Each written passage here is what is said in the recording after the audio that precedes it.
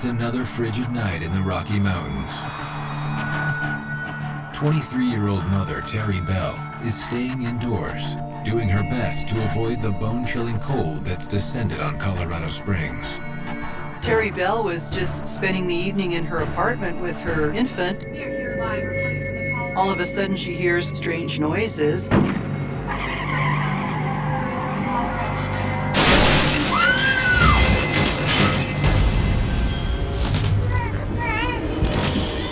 She grabs her child, runs out, looking for someone to help or safety somewhere. Terry's joined outside by her landlady, Sylvia Wilson. Now the whole wall just came crashing in.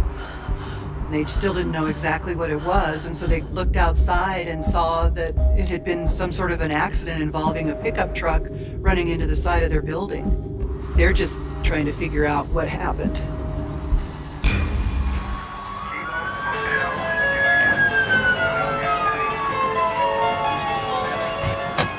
There were a number of calls that came into the police department that night. Shining their flashlights across the windshield of the truck, responding officers discover it's covered with blood.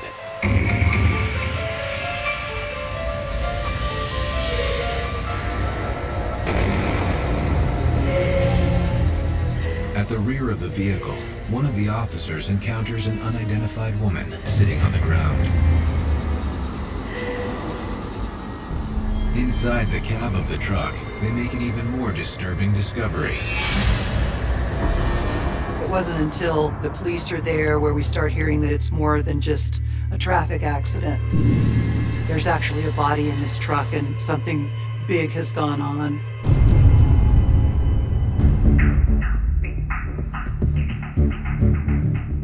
Across town, Detective Joe Kenda is working the night shift. We were in the process of locating a witness.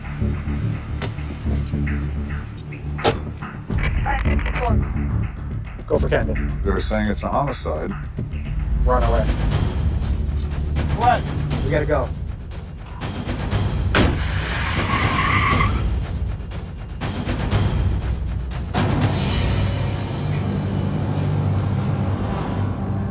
By the time Kenda arrives, a crowd of spectators has gathered at the scene. Don't recognize the truck. You expect some level of chaos at a crime scene. What you don't expect is the level of confusion this one contained. Excuse me. How you doing? Hey, Joe. What do we got? We've got tire marks arced all the way up here to where it hit the building. The interior of the truck is a bloody mess, and the driver's dead. Are you okay? Excuse me. Who's the girl? Her name's Lori Firth. We think she was a passenger in the vehicle. Laurie Alice Firth. She's 23 years old. She was traumatized to the point of hysteria. Is she hurt? Not sure yet. They're getting ready to transport her. She had blood all over her ski jacket. And because of her emotional state, they couldn't really determine if she was hurt and that the blood came from her or the victim. I'll talk to her once she's stable. Thank you. Really, at that point, you want to care for a witness more than anything else. Get her away from the scene before you actually start asking them the kinds of pertinent questions that remind her of what happened. With his principal eyewitness too shell-shocked to speak, Kenda approaches the vehicle for a closer look. When I looked in the truck, there is a white male slumped over the seat. There is nothing that replaces the odors in a crime scene. The coppery smell of blood, the stale smell of death. Do you have any idea on him? I have his wallet. Shows a Michael Lyle Faust, 31 years of age. The victim was married. He was a family man. He had 2 young sons. He was someone who was involved in his church community, working man, was well liked. He didn't have any kind of a life that stuck out as being somebody who would be putting themselves in a position of harm. But the evidence suggests otherwise. When I looked at him, I immediately saw a single-entry gunshot wound behind his left ear. This is not from a traffic accident. This is not from running into a building. This is from running into a bullet. As Kenda examines the interior of the cab, he makes a curious discovery. When I get in the cab of this truck and I start to move him, I see he has the gear shift selector in his right hand. When he takes that gunshot wound, his upper body goes into what is referred to often as cadaveric spasm, where the muscles of the upper torso lock, producing what's referred to as the death grip. He literally ripped it out of the floor. As crime scenes go, this is about as unusual as they get. How did the victim manage to drive his truck into the side of an apartment building after a fatal gunshot wound to the head? The window was down. Was it blown out by a bullet passing into the victim's head? I rolled it up and it was intact. The odds are he rolled that window down to talk to somebody. He may have even been talking to the shooter. That gave me the impression that he probably knew who shot him. Who might that be? I have no idea.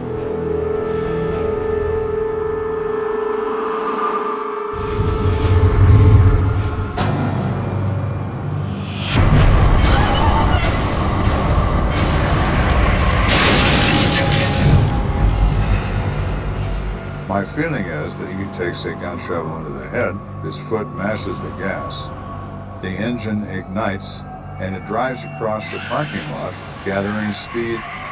It hits the building, kicks out of gear, drifts forward to a point of rest.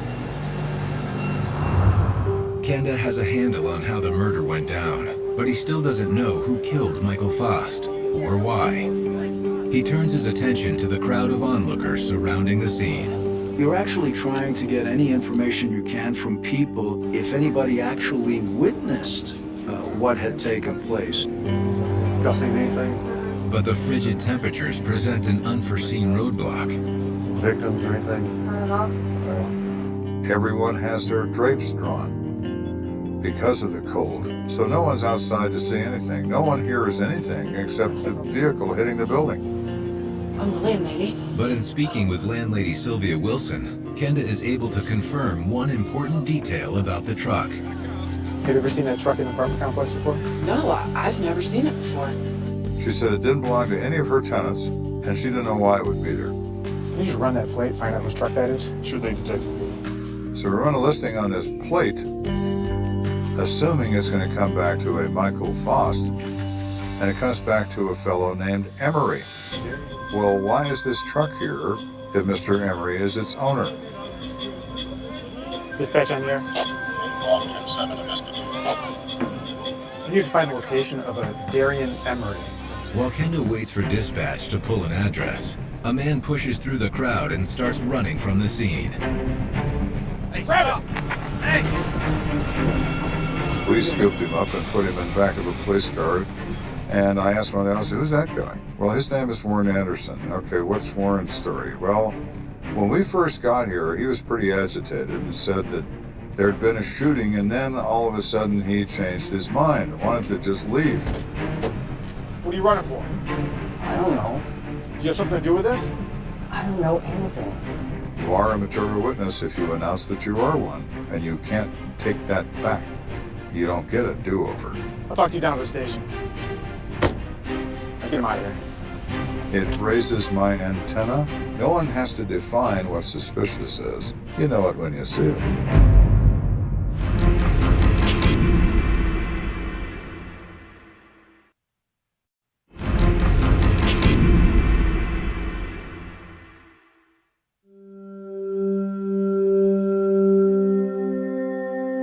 We're investigating a murder of Michael Lyle Faust. When a liar presents himself, he is present in the parking lot where Mr. Faust has been shot. Is he a suspect? Of course he is. The suspect's name is Warren Anderson. Kenda wastes no time hauling him down to the station for questioning. I get him into an interview room. The hell's taking so long? And he immediately demands to leave, and I immediately ruined that for him by slamming a notebook on the desk. You don't get it, do you? You're not in here by invitation. You're at a minimum a material witness, and maybe you're more than that. So you need to drop the attitude and start talking to me, or I'm going to make your life miserable. People have often asked me, don't you have sympathy for these people? And my answer is always the same. You're looking for sympathy? Looking up in the dictionaries between and syphilis. No, I don't have any sympathy. So I sit down and I said, you need to explain to me who you are.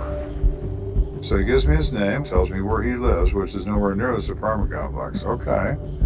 Step 2, explain to me why you're there. And he said, well, that's the problem. Why'd you try to run?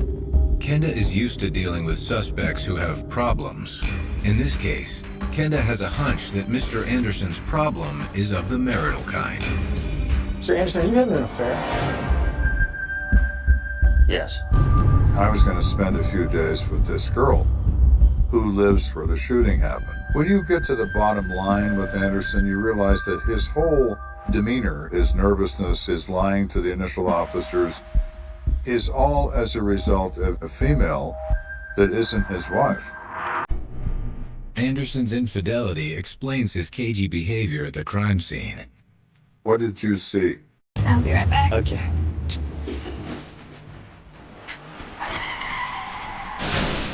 He sees no driver. He sees the truck hit the building. Hey, babe. Hey, did you hear that? Do you see anybody else? No. Are there any cars moving in that parking lot? No. Do you see anybody with a gun? No, I don't. He really doesn't see a lot. Anderson is thinking he's off the hook, but he's desperate to keep his extramarital affair a secret. So desperate, he makes Kenda a highly unusual offer. You know, it'd be worth $500 for me to keep my name out of this. You trying to bribe me? I'd never been offered a bribe before or since. Now he's completely distressed because he realizes that he is in this up to his neck. Well, bribing a police officer is a felony. I can lock your ass up right now. If I find out that you tried to lie to a police officer, tried to bribe one again, I'm gonna hold a press conference. You want this whole town to know what a lying, cheating bag you are. Got it? I have better things to do than talk to you.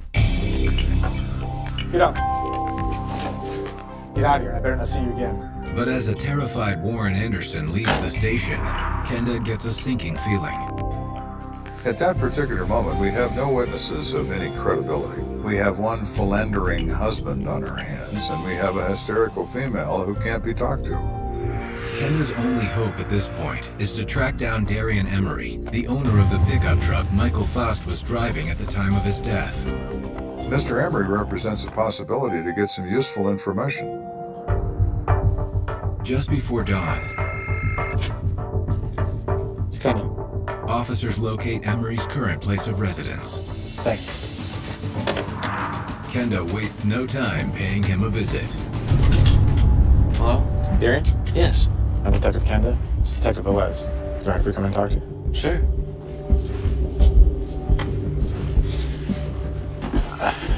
What's going on? Do you know Michael Faust? Yes, he's one of our best friends. Michael was a furniture salesman at JCPenney's. We had adjoining departments. We explain what's going on. He is shocked and devastated by the death of one of his best friends. It took me totally by surprise. Michael was the kind of person that if somebody needed help, he would help them. If somebody needed $1, he would give them $1, even if it was his last one. Did you lend Michael your truck? Yeah, he was gonna help his sister move. Does Michael's sister live anywhere near Liberty Square Apartments? No, Lori does. Lori Firth? Yes. Lori Alice Firth is the woman Kenda encountered at the crime scene, covered in Michael Faust's blood. Tell me if this victim has a secret life, because somewhere in their circle, they met someone that made them look like this. Lori Firth came to work at Penny's in the credit department. Very nice young lady. Michael and Lori were friends. Hello. Hi. How are you? I'm good. How are you? Good, good. What are you doing? I'm just looking for a needle in a haystack here. So he must have just picked her up when this happened. You have any idea why Michael would be over at Laura's apartment so late at night? I really don't know. Kenda isn't satisfied with Darian's answer. I am suspicious by nature. You have a married guy who's 8 years older than this young lady, and he wants to meet with her at 10 o'clock at night. That concerns me. Were Michael and Lori having an affair? Emery sort of pauses, but then says, I think, at least from Michael's perspective, I don't think he's very happy in his marriage. Michael had been married to his wife Claudia for 8 years. Kenda wonders if their home life had soured. The relationship between Claudia and Michael, you could tell had a strain. It was kind of cool. They didn't show a lot of affection for each other. But being an outsider, I didn't want to pry into what the situation was. I appreciate your cooperation. If you can think of anything at all that might help, Sure. give me a call. Thank you. At this point in this investigation, I think maybe this is a relationship case. That someone is offended by Michael's behavior. Offended to the point of taking a gun to the matter. There is no greater cause for anger and bitterness and assaultive behavior than a love triangle. Who else is Laurie with or dating? What if this is a direct elimination of a rival? You always start with the spouse. There is a good chance that a spouse might have some knowledge of what took place. So I'm starting to feel as if we might be moving in a direction here. Love is blind, they say, but it can also be dangerous.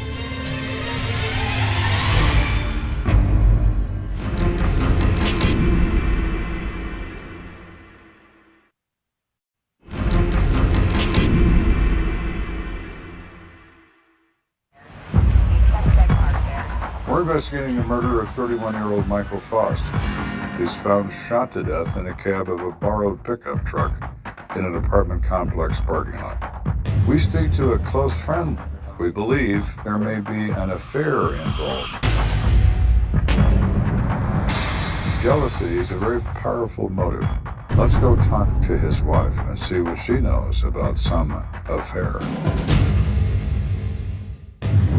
Later that morning, Kenda makes the crosstown drive to the home of Michael and Claudia Faust.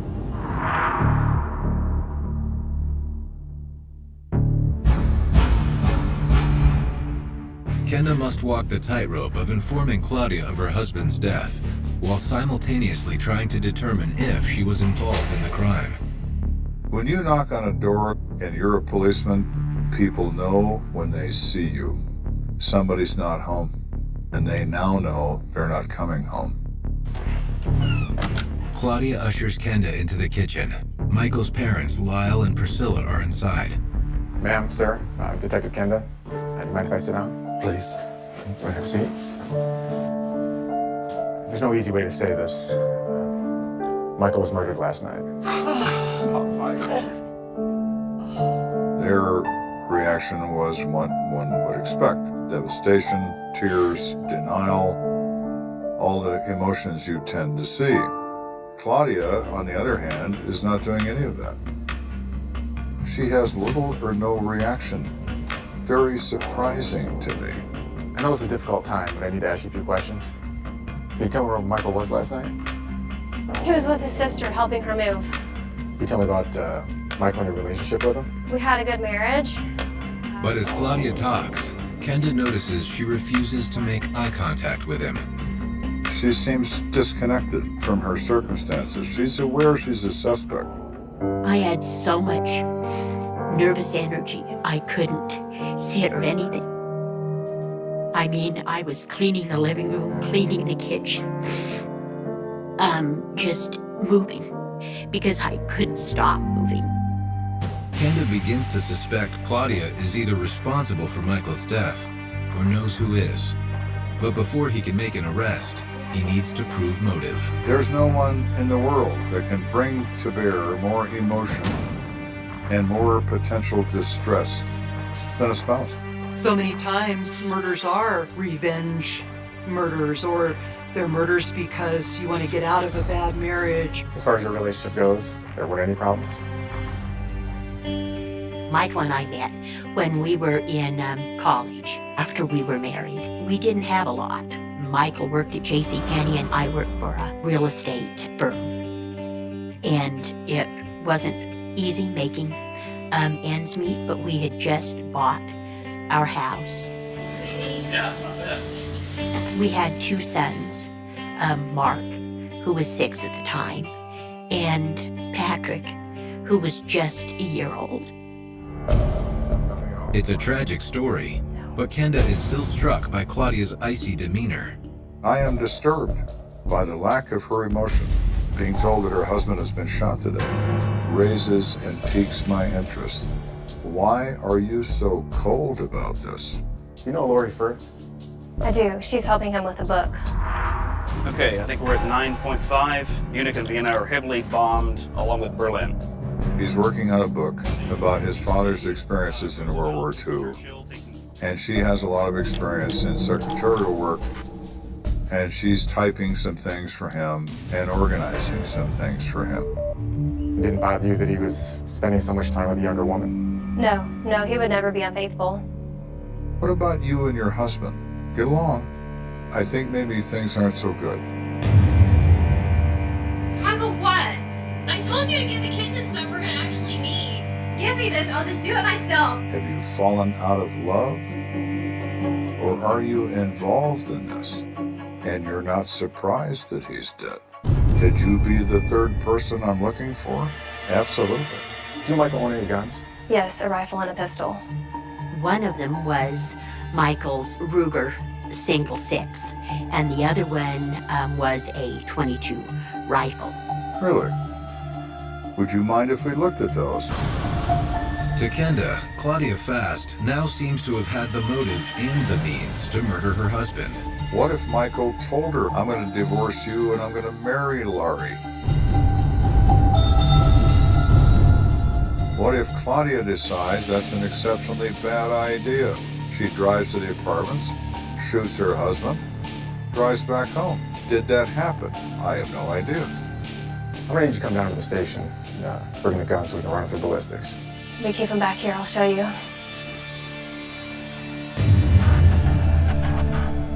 The reason I want those guns is we did recover a slug from the head of our victim, and the bullet is suitable for ballistic comparison. So test bullets fired have the potential to completely settle the issue of Claudia being a suspect in this case or not being one. Let's go ahead and have a seat. While Kenda waits on the results, he receives some good news. Detective, there's a witness in the lounge waiting for you. Thank you. His key witness, Lori Firth, is ready to talk. Lori? She was still very emotional, but we could probably get some answers from her. This girl saw what happened. We explained to her, we know this is a terrible moment, but this is very important to us. Do you know who shot Michael? This is it. This is the moment. And she nodded yes.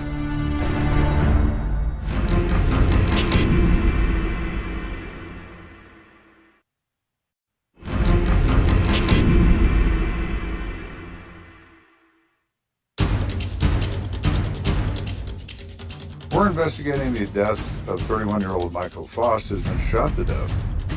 I'm in contact with his wife, and her demeanor alarms me. She begins to present herself as a suspect in this case.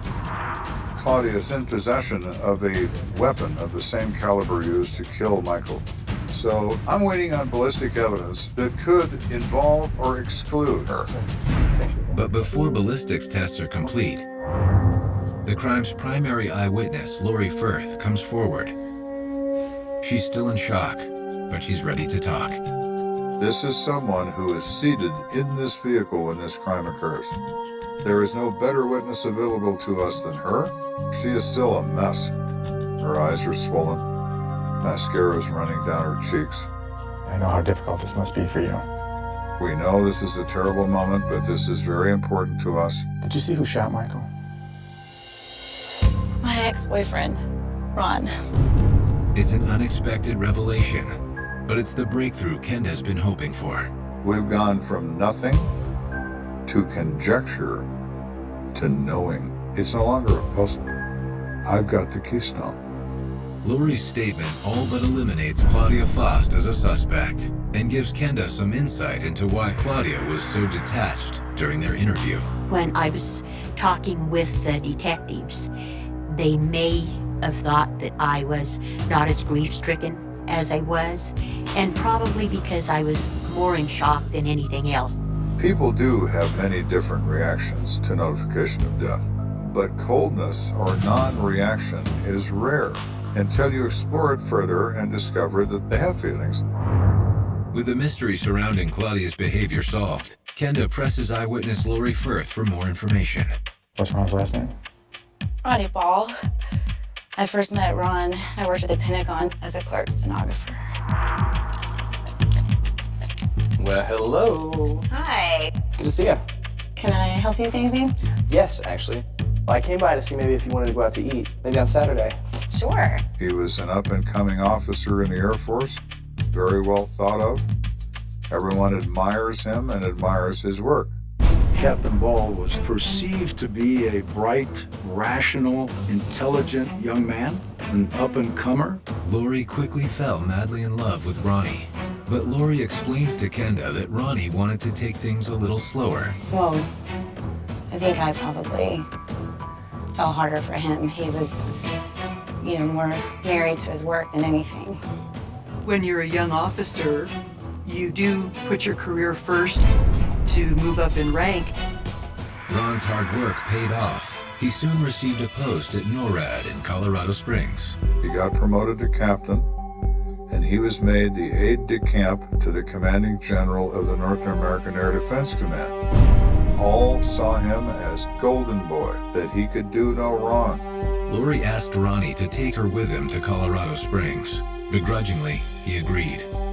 She followed him and continued to try to make it work, but their lives started taking different directions.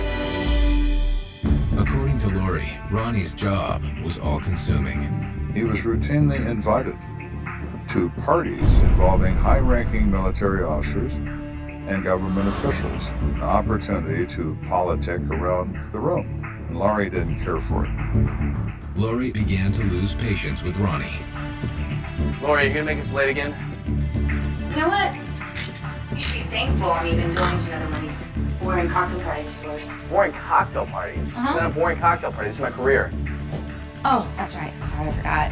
The more time I spent with him, the more I realized it wasn't ever going to work. It just played out. I mean, it'd been 3 years and it wasn't working. So I broke up with him. Lori, come back inside. Hey, you're being ridiculous. Oh, am I being inconvenient for you right now? No, you're embarrassing me. I'm over it. I think I'm just over this. Get inside. I'm done. Lori tells Kenda that Ronnie was devastated by their breakup. He could not believe he was being rejected. He never has been. He proposed marriage over the phone.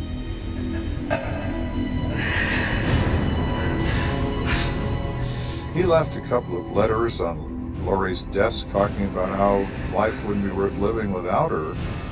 She found that to be extremely disturbing and said, "You don't get it, do you? We're done." Okay. So tell me about Michael. Michael was working on a book, and I told him I'd help him. We became really close. Let me see what you got so You wanna far. take a look? Yeah, please. Here, let me just pull it out of here. Hey, this looks great. Good. I really appreciate it. Yeah, I'm happy to help. I really couldn't, I don't know, but thank you so much. No problem. Thanks. You weren't romantically involved at all. I liked him, but I wasn't interested in him romantically. There had never been an affair. There's also a very real possibility that Lori told Ronnie Ball that she had obtained this new boyfriend named Michael out of a simple sense of revenge for making her feel badly and not committing to her. Appreciate you coming. Thanks to Lori Firth's statement, Kenda is certain he's found his killer.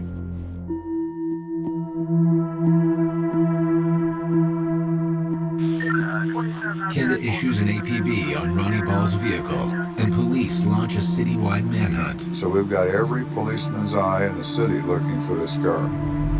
He's not going to take a life and walk away. Not if I can help it.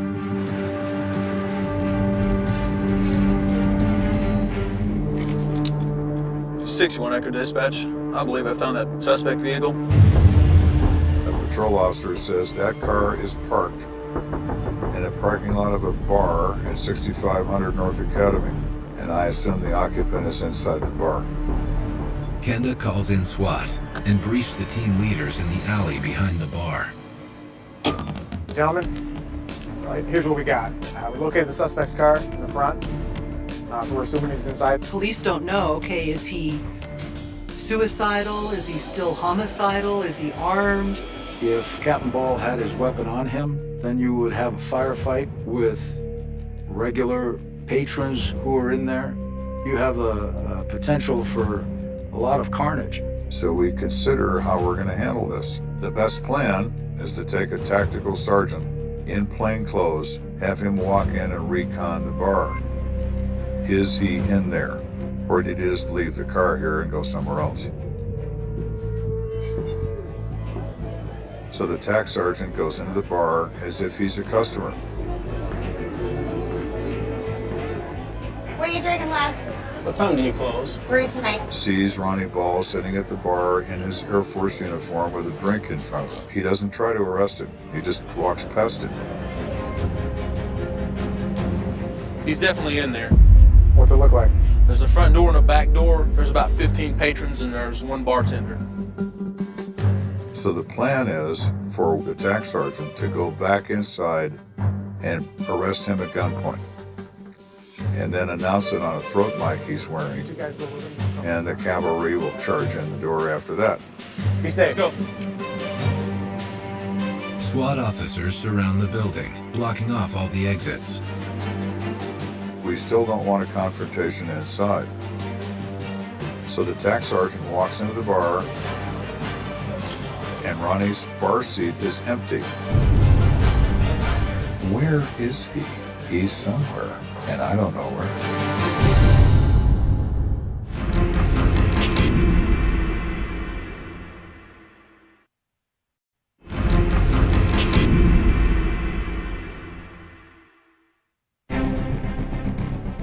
We're now focused on a suspect, Ronald Elmo Ball. We have him cornered in a bar full of innocent patrons. I want him, and I don't want to get anybody killed doing it. But when a lone sergeant enters the bar to make the arrest, Captain Ball has disappeared. With all possible exits blocked, Kenda believes there's only one place his prime suspect could be.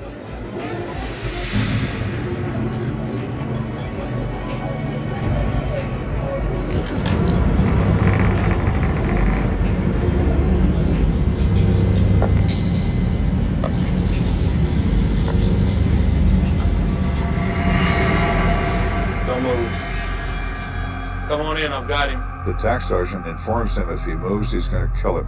He's under arrest for first-degree murder. Put your hands on the wall. When the other officers hear that on the throat mic, they blast through the door.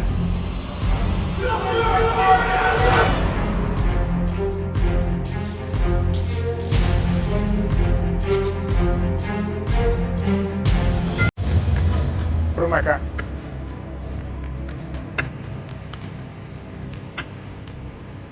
Good work, gentlemen. Make sure someone searches his vehicle for the weapon.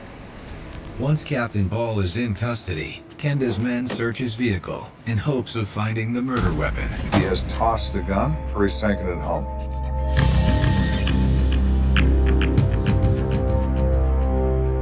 Without the gun, Kenda needs a confession if he wants to make the murder charge stick. They bring him to our office. Then I try to talk to him. Ron Ball, you're under arrest for first-degree murder. And we advised him of his rights.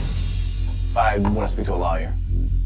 Ron's request for legal counsel prohibits Kenda from interrogating him, but it doesn't prevent police from gathering basic evidence. We want his identification information, sets of fingerprints, all sorts of information that we can legally obtain from him without asking him anything accusatory.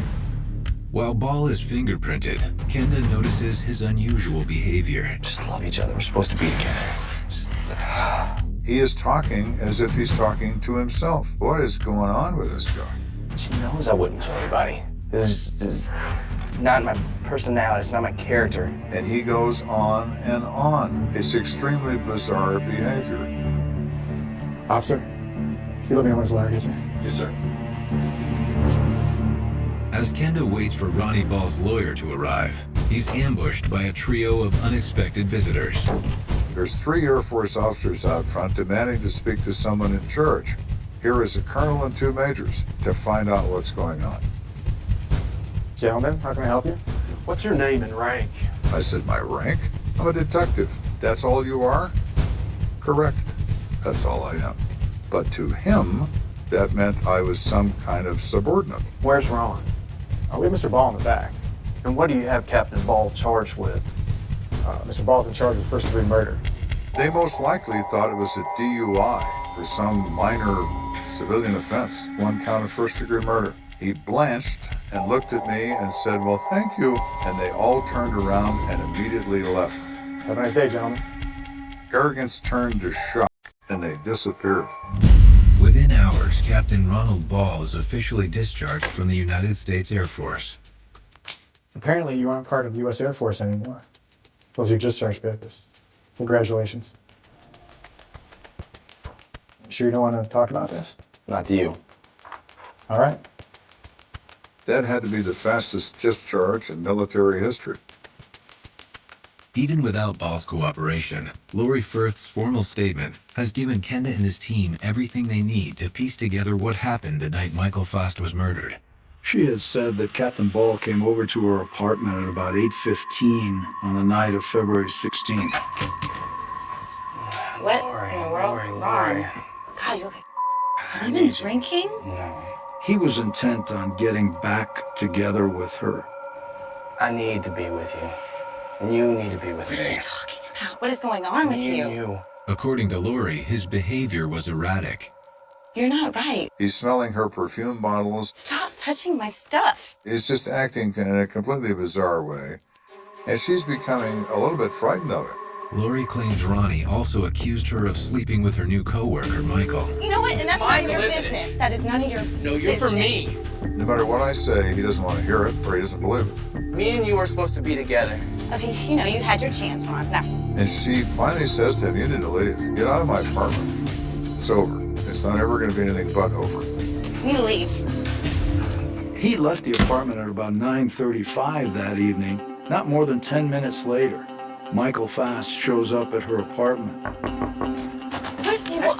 Oh. Yeah, come in. Sorry. What's up? I thought you were Ron. She's upset because of the conversation with Captain Ball. He came over unannounced, was like rummaging through all my things. He had this weird look in his eye. I don't know if he was drunk. Oh, I'm sorry. He told her, why don't we go and we'll go to my sister's place. She said, great. That's unlucky. That's when Lori saw Ronnie. She sees Ronnie walk up to the driver's side of the truck in uniform. Lori was terrified, but Michael tried to play peacemaker. Michael rolls the window down. Hey, Ronnie. You're getting out of the car and you're coming with me. You're staying here. Ronnie, you need to just back off, okay? We talked about this. Hey, Ronnie, look, come on. And Ronnie says, you need to leave Laurie here. And Michael says, I'm not going to do that. Get out of the car and come with me. I'm not going anywhere. Knowing that Ronnie had been drinking, Lori urged Michael to get out of there. But it was too late. We're just gonna take Laurie, okay? She says Ronnie pulls out a handgun and from a foot away shoots Michael.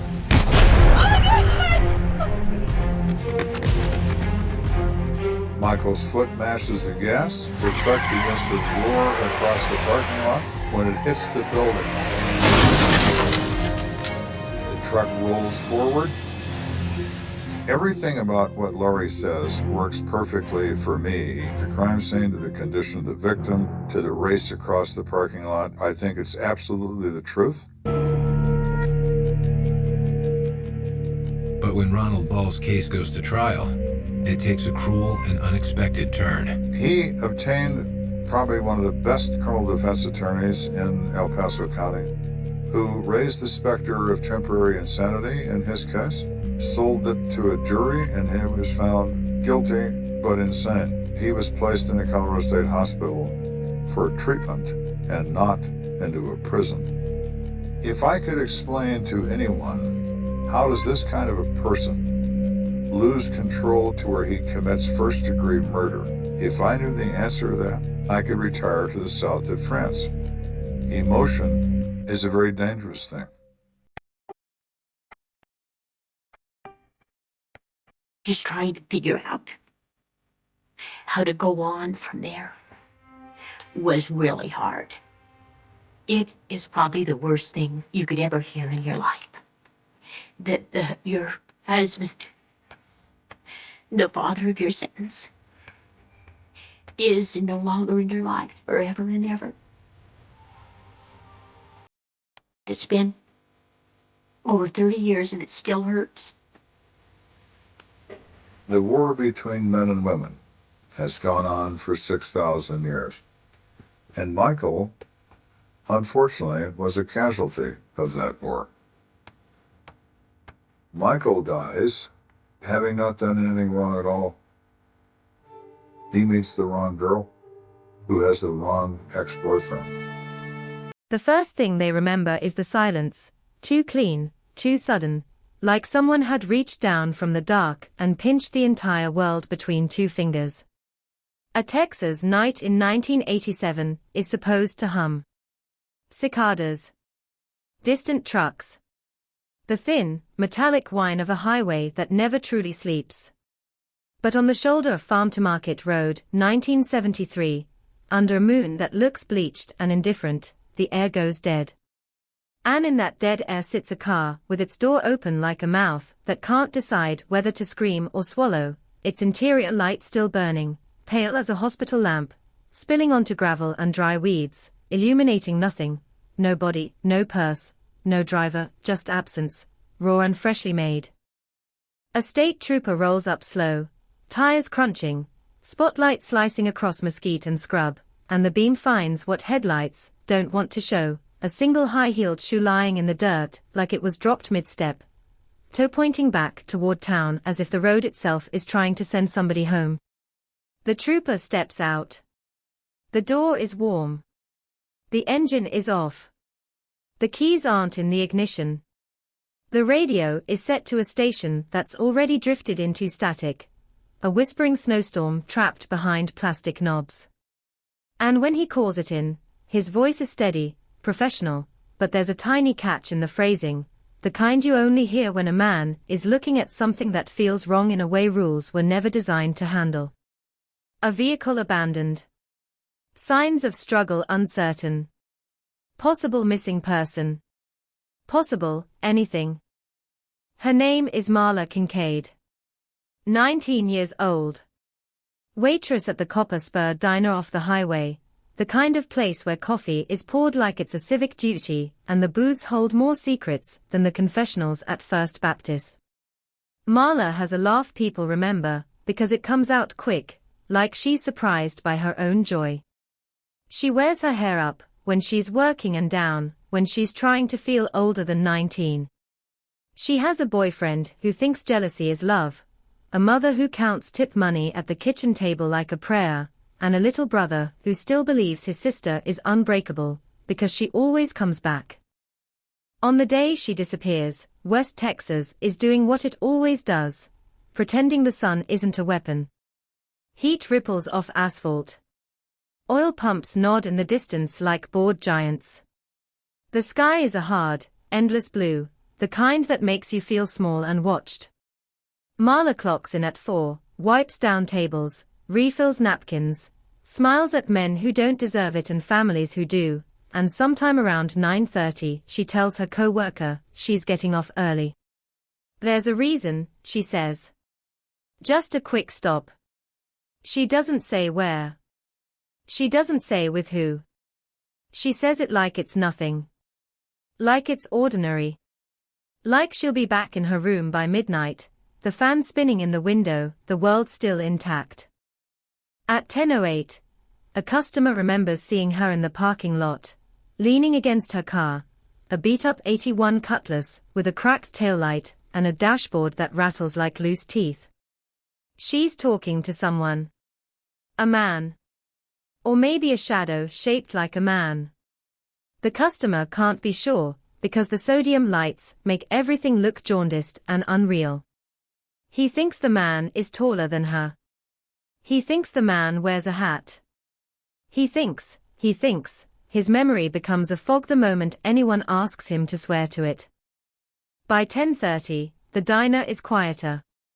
By 11, Marla's mother is looking out the front window, checking the road, irritated in that familiar way parents get when their children are late.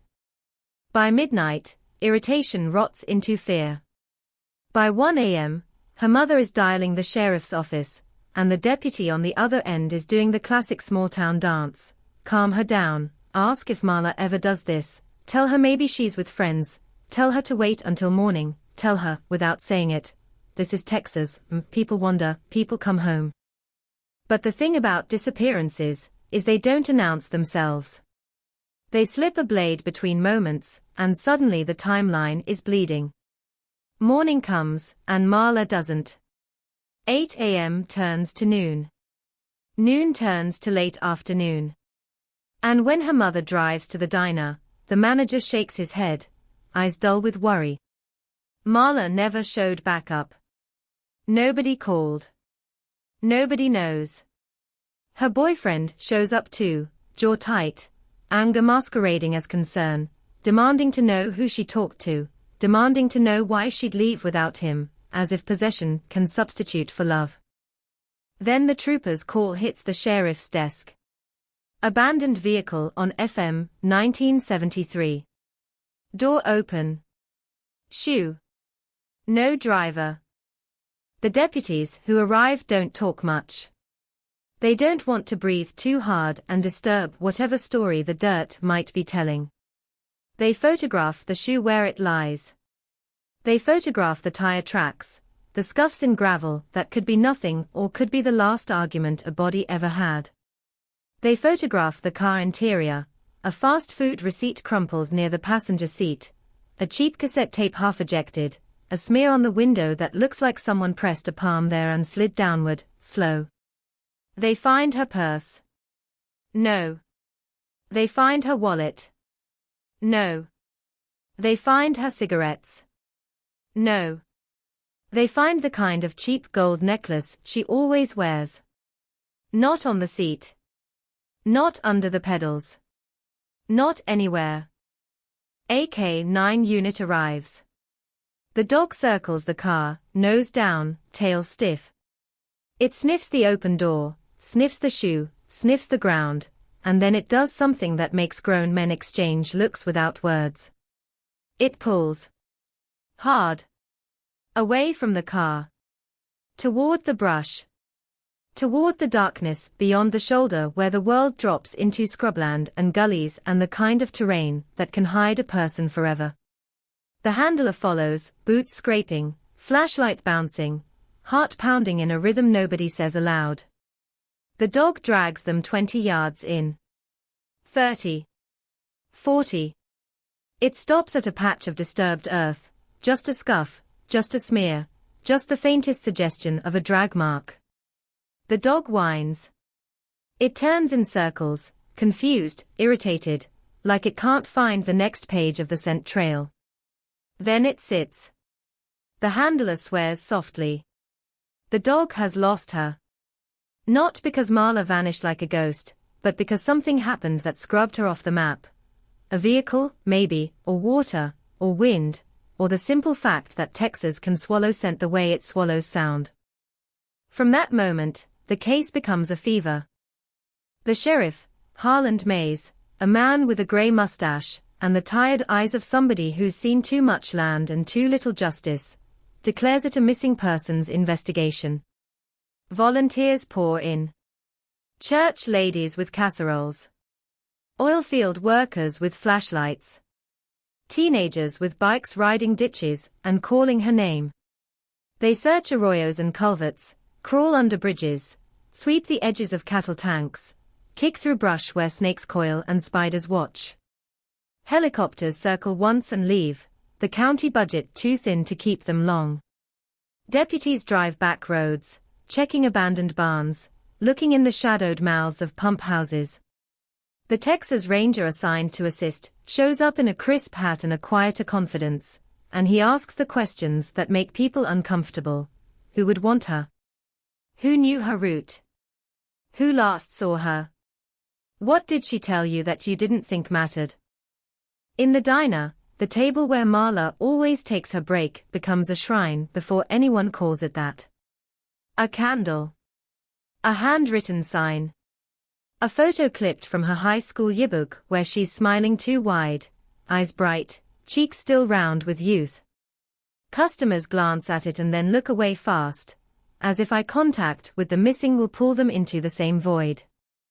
The rumors come fast, like flies. She ran off. She got pregnant. She's in Mexico. She joined a cult. She owed money. She was taken by a trucker. She was taken by someone local. It's always someone local, the whispered logic says, because strangers pass through, but locals know where the dark places are. The boyfriend, Roy Tiller, is interviewed first. That's how it always goes. He says he didn't see her that night. He says they argued earlier in the week, but it was nothing, just young people stuff. He says she wouldn't leave town without telling him. He says he loved her. He says it with too much force, like he's trying to nail the word to the floor so it can't run away. Deputies look at the bruises on his knuckles. He says it was the truck. He slipped. He hit it fixing something. The deputy writes it down. The deputy knows what it might mean. The deputy also knows what it doesn't prove. Marla's mother gives them a list of her daughter's habits like a desperate inventory. She always calls. She always comes home. She doesn't hitchhike. She doesn't do drugs. She doesn't even like beer because it makes her head hurt. Her mother's hands tremble as she talks, and the tremor grows worse when the sheriff asks if Marla had any trouble lately. Trouble. That word. The way it can mean anything. The way it can blame the victim without ever saying blame. At the Kincaids' small house on the edge of town, the phone rings constantly. Friends. Family. The diner manager. A pastor.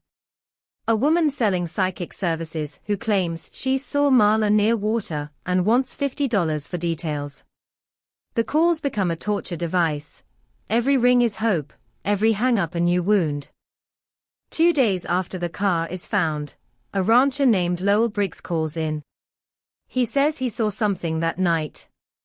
He was driving home late from checking a fence line.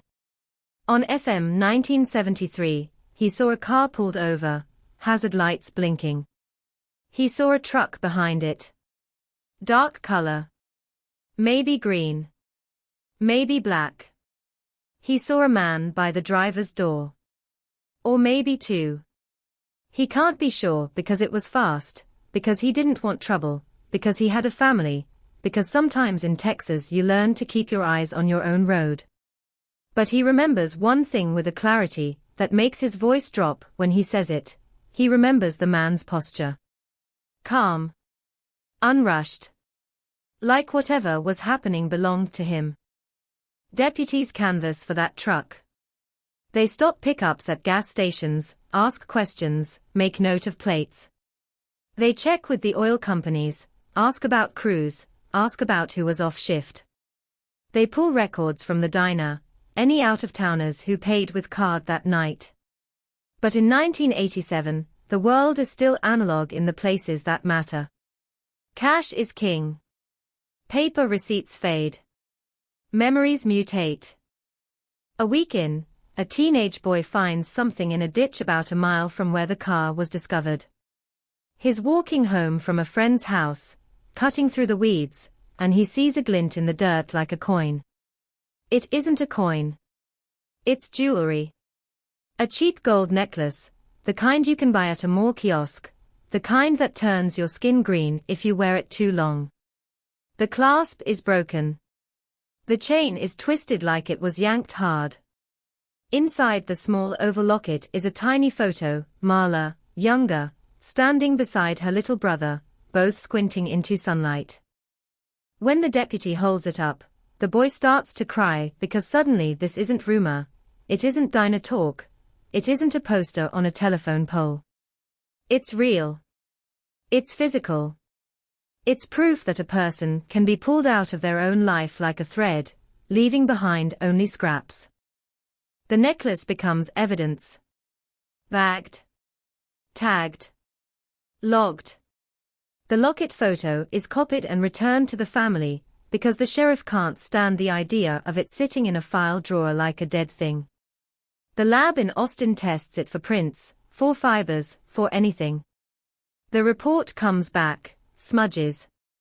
Too degraded. Nothing usable. It's a cruel joke of an answer, yes, someone touched it, but the world won't tell you who.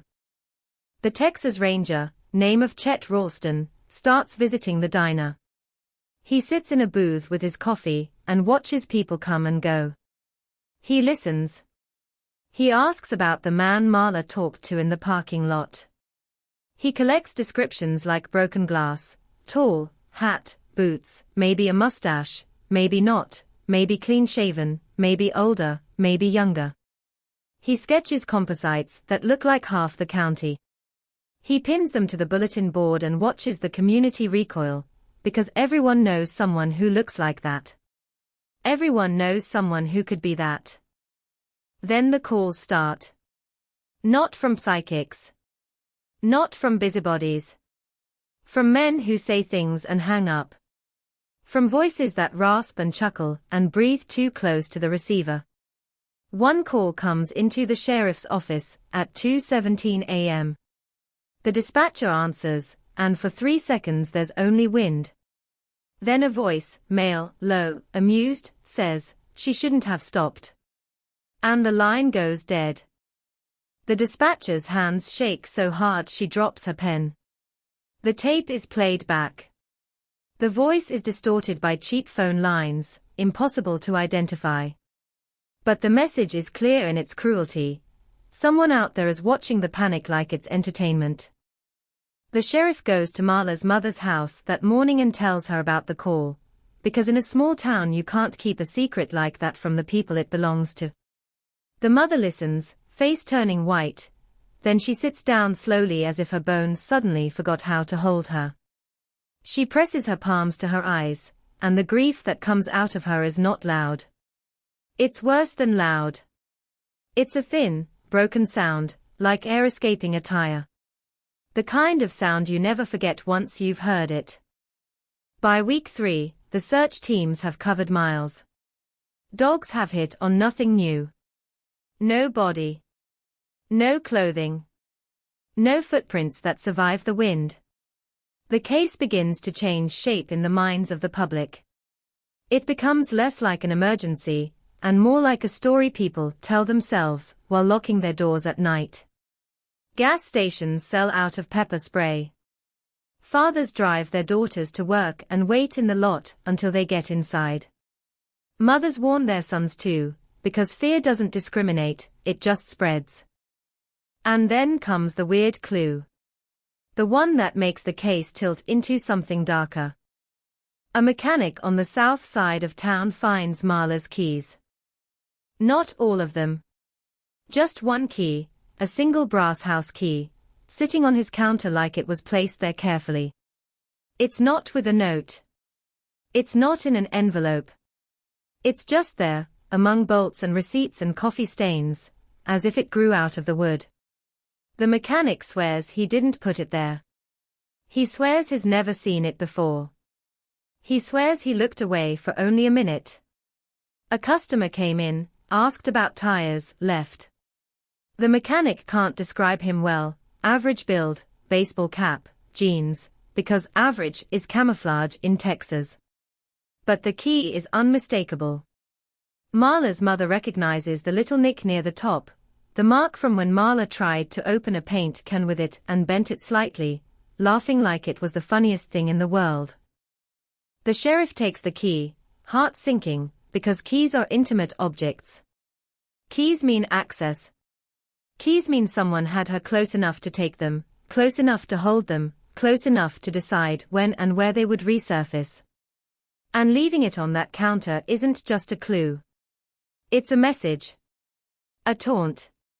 A reminder that the person who took Marla can move through town like a normal human being, can stand in line, can buy a soda, can hand over a key like a tip, and nobody will know the monster is smiling under the brim of a cap. The community doesn't sleep after that. The diner lights stay on later. People gather in clusters, talking in low voices, scanning faces, measuring neighbors with new suspicion. Every stranger becomes a suspect. Every familiar face becomes a question. And Marla's mother, who used to wave at passing cars from her porch, stops waving. She starts watching. In the sheriff's office, the file grows fat. Photographs. Statements. Map printouts with circles drawn in red pen. The Texas Ranger pins timelines to the wall and stares at them until his eyes burn. FM, 1973. The ditch with the necklace. The mechanic's shop. The diner parking lot. A triangle of ordinary places connected by an extraordinary absence. Somewhere out in the scrub, the wind keeps moving. It erases footprints. It bends grass back upright. It cleans the world like it never happened. But in town, the disappearance leaves a stain that no rain can wash. At night, parents hear a car slow down outside and their bodies go rigid. A phone rings and someone's stomach drops. A dog barks and every shadow suddenly looks like a man in a hat standing beside an open car door, calm and unrushed, because whatever happened on that road, whatever stole Marla Kincaid out of her own life, didn't just take a girl. It took certainty. And it left behind a question that keeps breathing long after the last search party goes home, long after the posters curl on telephone poles, long after the headlines fade into the back pages. If someone can make a 19-year-old vanish from the shoulder of a Texas road and then walk back into town to return her key like a calling card, how close are they, right now, to the rest of you? By the time that brass house key is sealed in an evidence bag, the town has already changed its posture. Doors that used to stay unlocked now click shut, with a hard finality. Porch lights burn until dawn. Men who never carried anything in their pockets start palming pocket knives like rosary beads. And every time a truck downshifts on the highway, every time air brakes hiss in the dark, someone's heart stutters, because the sound is too close to a memory nobody can confirm, but everyone can feel. Hazard lights blinking, a shoulder of road, a car man moving like he owns the night. Sheriff Mays doesn't call it a taunt in public. He can't. The word would set the town on fire. He calls it a significant development, and he says it through clenched teeth at a press conference held under the fluorescent buzz of the courthouse hallway. Cameras from Amarillo and Midland show up, because missing girls make better television than missing boys, because a pretty face sells dread, because the phrase, vanished without a trace, crawls under the skin and stays there. The sheriff stands behind a podium scarred with old cigarette burns and tells the reporters what he can. Yes, they are pursuing leads. Yes, they are coordinating with Texas Rangers. Yes, they urge the public to remain vigilant. Yes, no, they cannot comment on evidence. In the back row, Marla's mother watches with her hands locked together so tight her knuckles look bleached. She isn't crying anymore. She's past that. Now she's in the phase where tears feel like a luxury and survival is a discipline. Behind closed doors, the sheriff's office runs on stale coffee and anger. Chet Ralston, the ranger, spreads maps across a table and anchors the corners with ashtrays. Every location gets circled. Every road gets traced. He draws a line from the diner to the spot the cutlass was found, then from there to the ditch where the necklace surfaced, then to the mechanic's shop where the key reappeared like a ghost with a sense of humor. The triangle looks neat on paper. In reality it feels like a noose. "What do you make of the key?" one deputy asks, voice low. Ralston doesn't look up. "Control," he says. "A man who wants to be remembered." "A man." Ralston finally lifts his eyes. "Or someone who wants you thinking it's a man." The room goes quiet, because that's the kind of sentence that widens the universe in the worst way. They start with Roy Tiller again. The boyfriend. The obvious gravity, well, that every disappearance gets sucked toward.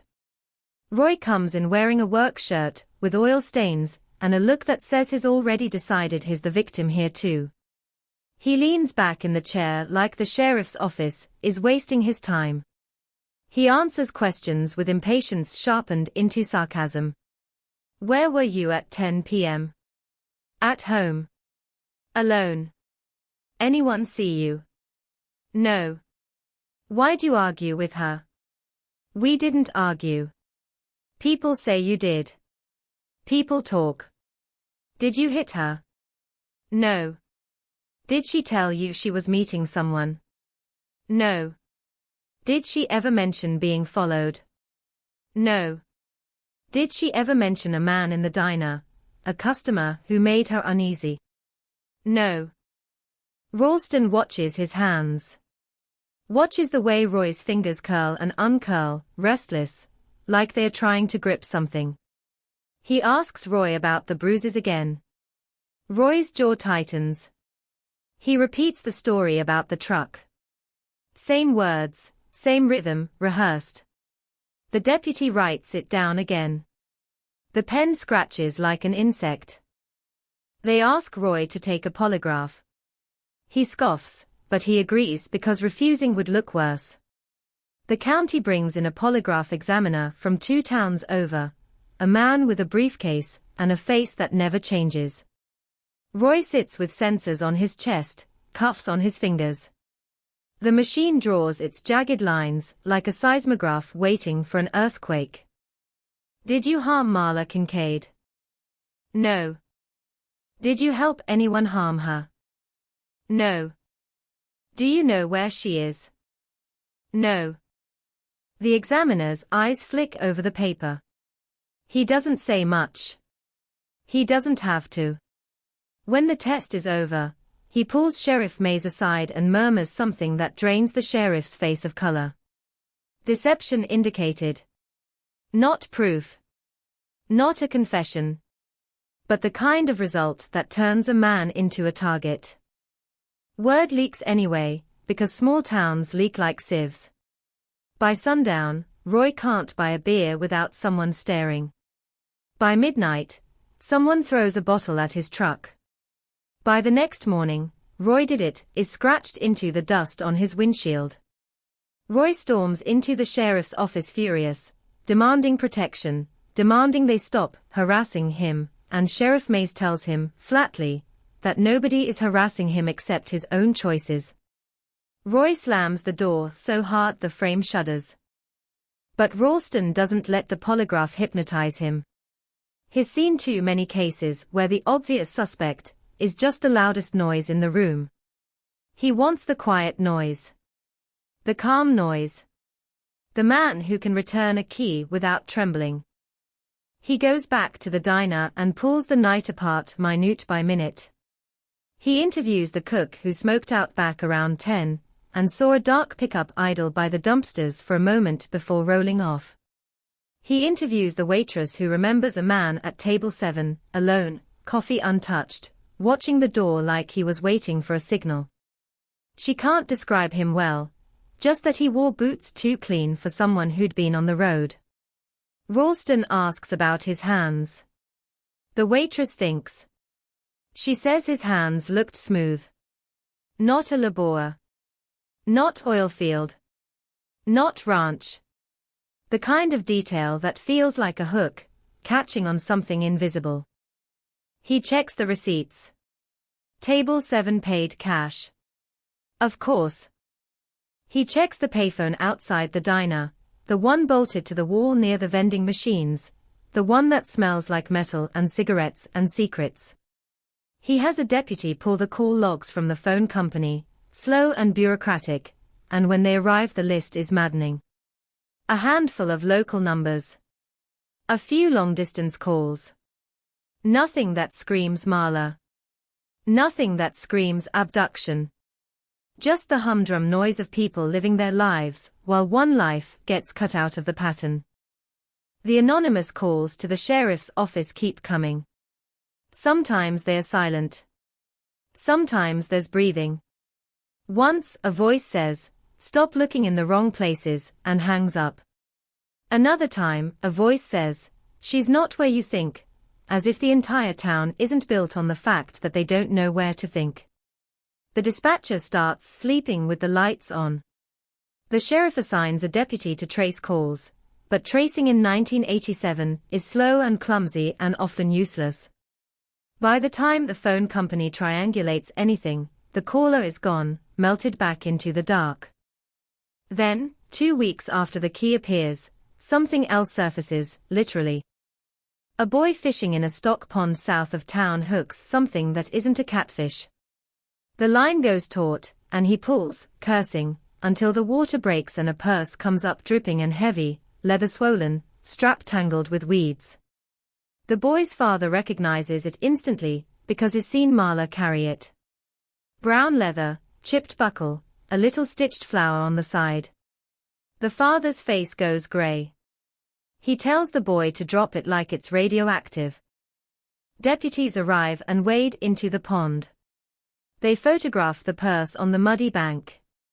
They open it carefully, as if it might explode. Inside, a crumpled pack of cigarettes, wet and ruined. A tube of lipstick. A few dollars fused together. A small plastic comb. No wallet. No ID. No credit cards. No address book. Like the important parts were harvested and the rest tossed away. The pond becomes a scene. They drag it. They search the edges. They bring dogs. The dogs go wild, whining, straining, noses buried in the damp grass. Scent. Stronger here. And then the dogs do that same thing again, the thing that makes men's mouths go dry. They pull away from the water, toward a fence line, toward a narrow dirt road that cuts across ranch land like a scar. And then, nothing. Lost. Like the trail gets picked up by tires. Sheriff May stands on the bank, hat shading his eyes, staring at the muddy water as if he can force it to give back what it swallowed. Ralston crouches near the purse and studies the strap. There are fibers caught in the buckle. Dark threads. Maybe from a jacket. Maybe from upholstery. Maybe from a blanket. He collects them with tweezers, seals them in an envelope, and already he can feel the familiar frustration. The lab will take weeks, the results might say inconclusive, and meanwhile the town will keep bleeding fear. Marla's mother comes to identify the purse. She does it without drama.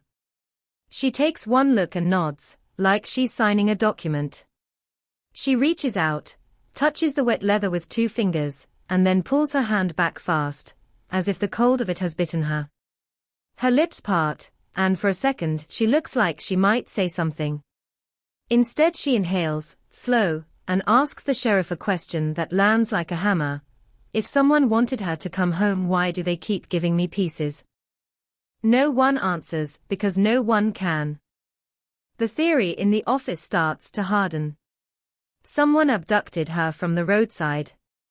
Someone removed her belongings, scattered them like breadcrumbs that lead nowhere. Someone is close enough to watch the investigation unfold and smart enough to keep pace. It could be an opportunist, Someone who saw a young woman alone and made a decision in the space of a heartbeat. Or it could be planned. The key suggests planning. The purse suggests movement. The calls suggest enjoyment. And then there's the shoe. The shoe becomes its own obsession. A single high heel, left behind like a punctuation mark. Ralston revisits the evidence photos and studies the position of the shoe. If she stepped out willingly, why would she leave it? If she was pulled, why only one? The deputies go back to the shoulder of FM, 1973, with measuring tape and flashlights, and comb the ground again, slow, methodical. They find a second scuff mark they missed before, 2 parallel lines in the dirt, faint, like something heavy was dragged. They find a cigarette, but in the grass, crushed hard, filter-stained. Marla didn't smoke that brand. They bag it, send it to the lab. Maybe saliva. Maybe a print. Maybe something. The lab report comes back a week later, no usable prints. Saliva too degraded. A dead end dressed as paperwork. The dead ends pile up until they feel like walls. A woman in the next county claims she saw Marla at a truck stop, pale and shaking, with a man's hand on her elbow guiding her like a child. She says she didn't speak up, because she was scared. Deputies drive out, show her photos, ask for details. Her story collapses under pressure. The man's face changes each time she describes it, the date shifts, the time shifts. It becomes clear she's either mistaken, or desperate to be part of something bigger than her own life. Another dead end. A man calls in, says he knows who did it. A drifter named Calvin Rusk who camps near the river and has crazy eyes. Deputies pick up Rusk, a thin man with sunburnt skin and a smell like sweat and old beer. He rambles. He curses. He says he didn't take the girl. He says the sheriff's been after him for years. He says the devil took her. They hold him overnight, check his alibi, 3 people saw him in a different town that night, and let him go. The town watches him walk out and decides the law is blind. The town wants blood. That's when the first letter arrives. It's addressed to the sheriff's office, no return address, just neat block handwriting. Inside is a single sheet of notebook paper. The message is short, blunt, almost bored. She's not dead. She's gone. Stop chasing shadows. At the bottom, one word is underlined hard enough to bruise the paper: stop. The sheriff reads it twice, then hands it to Ralston. Ralston holds it up by the corner like it's contaminated. He studies the ink, the pressure, the spacing. It feels rehearsed, like someone trying to sound like a villain in a movie. It could be the kid down the street. It could be a psychopath. It could be a bored man who wants to stir panic. Or it could be the person who knows. They dust it for prints. Nothing. They test the saliva on the envelope flap. Too little. They send the handwriting sample to an analyst in Austin. The analyst replies with the cruelest answer of all: not enough known samples to match. Another door that opens into brick. At night, Sheriff May sits alone in his office and stares at Marla's photo until his eyes water. He thinks about her age. He thinks about his own daughter in college. He thinks about the fact that somewhere, someone is living their life with an extra secret inside it, and the secret is heavy, and still they carry it. Ralston doesn't sleep much. He drives FM 1973 again and again at different hours, watching how the light falls, how shadows pull. He parks where the Cutlass was found and sits with the engine off, windows down, listening to the land. He imagines Marla's last moments, her hands on the steering wheel, her eyes scanning the road, her mind split between annoyance and unease. Did she pull over because someone flagged her down? Because a truck flashed headlights behind her? Because she thought she had a flat tire. Because she saw a familiar face and trusted it for one fatal second. He considers the possibility that she wasn't taken from the roadside at all. That the car was staged. That someone drove it there, opened the door, placed the shoe, and walked away. The thought makes his stomach tighten, because staging means planning, and planning means the person is not just dangerous. They are patient. Another month passes. Summer heat thickens into a suffocating blanket. Posters fade.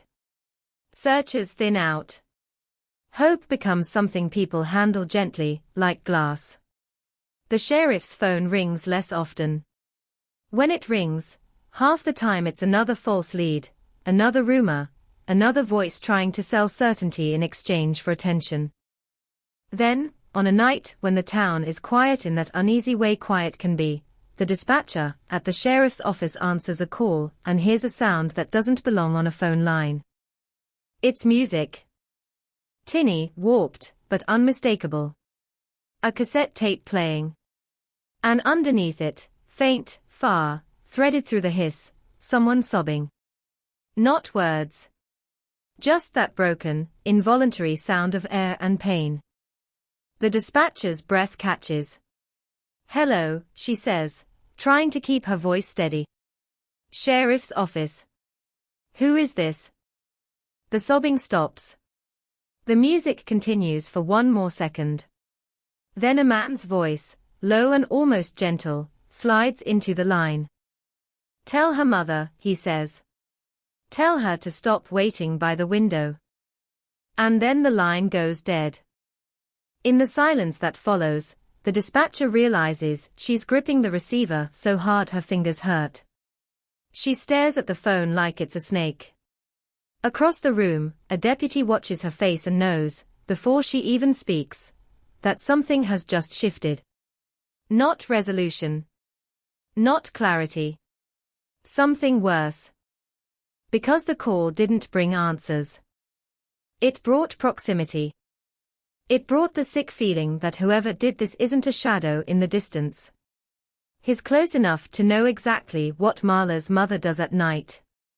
Close enough to picture her in the window, porch light casting her silhouette like a cutout of grief.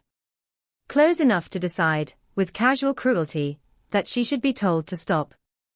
And when Sheriff Mays drives to the Kincaid house to deliver the message, because he can't let her hear it secondhand, because he owes her that, Marla's mother doesn't scream. She doesn't collapse. She just turns toward the dark window and looks at her own reflection staring back, and in that reflection is a woman being carved hollow by time. She whispers, "He's watching me." Ralston stands behind the sheriff, listening, and he feels the case clamp tighter around the town like a fist. Because now it isn't just a disappearance. It's a presence. A predator who wants the fear to linger, who wants the waiting to hurt, who wants the community to keep breathing his name without knowing it. Outside, the wind moves through the mesquite, whispering over dry earth that keeps its secrets well. The highway keeps humming, trucks sliding through the night like anonymous beasts. And somewhere in that moving darkness, someone is smiling at the sound of a mother finally stepping away from the window, because the monster didn't bring her daughter back. He just proved he could reach inside her house without ever opening the door. In a town like this, fear doesn't arrive like a storm, loud and obvious, it arrives like dust, thin at first, settling on everything, creeping into the hinges of daily life, until the whole place starts to grind. After that phone call with the music and the sobbing, after the line went dead and left the dispatcher staring at the receiver like it had teeth, nobody says the word predator out loud, but everybody starts moving like they've accepted it. Mothers walk their daughters to cars. Fathers wait in parking lots with engines running. People stop taking the back roads at night. They start taking note of which trucks idle too long at the gas pumps, which faces linger too long at the diner doorway, which eyes look away too quickly when a deputy's cruiser rolls past. Sheriff Mays tries to project steadiness. He tells the town they're expanding the investigation. He tells them the Texas Rangers are still on it. He tells them to report anything unusual. And in the space between those sentences sits the truth he can't say. They're chasing a man who's playing with them. A man who knows how to get inside their heads without ever stepping into the light. Chet Ralston goes back to the tape. Not the phone call recording. There's nothing clean enough in it to pull a voice print, and 1987 isn't a world of miracles, but Tamala's own cassette, the one found half ejected in her cutlass like it had been interrupted mid-song. He sits at a metal desk with the tape player the department uses for interview recordings, presses play, and listens to the thin music warble through cheap speakers. It's pop. Nothing special. The kind of songs that fill the radio and then vanish from memory. But Ralston isn't listening for taste. He's listening for time. For the rhythm of the last normal minutes of a girl's life. He rewinds. He fast-forwards. He hears a faint click, a tiny shift in the background, like a door closing or a seat belt buckle being handled. He plays it again. There's a murmur, so low it's almost imagination, a male voice maybe, a word maybe, a breath maybe. He leans closer until the speaker grill is almost touching his ear. He hears it.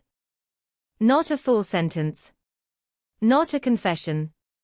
Just a sound that doesn't belong in a pop song. A quick, sharp syllable like an order. Hey. And then, after a beat, something softer, almost coaxing. It's okay. Ralston sits back, skin prickling. The tape could have been recording while she sat in her car. If the man approached her at the window, if he leaned in, if he spoke. The idea makes the car scene feel suddenly intimate, like someone was close enough for their breath to fog the glass. Close enough to sound calm. Close enough to sound reassuring. The kind of calm that disarms you. He takes it to the sheriff. Sheriff Mays listens, jaw tightening as the faint syllables flicker through the static. Could be anything, Mays mutters, because hope is dangerous. Could be the song. Ralston shakes his head. That's not the song. And that's how they start building the profile, not from certainty, but from fragments.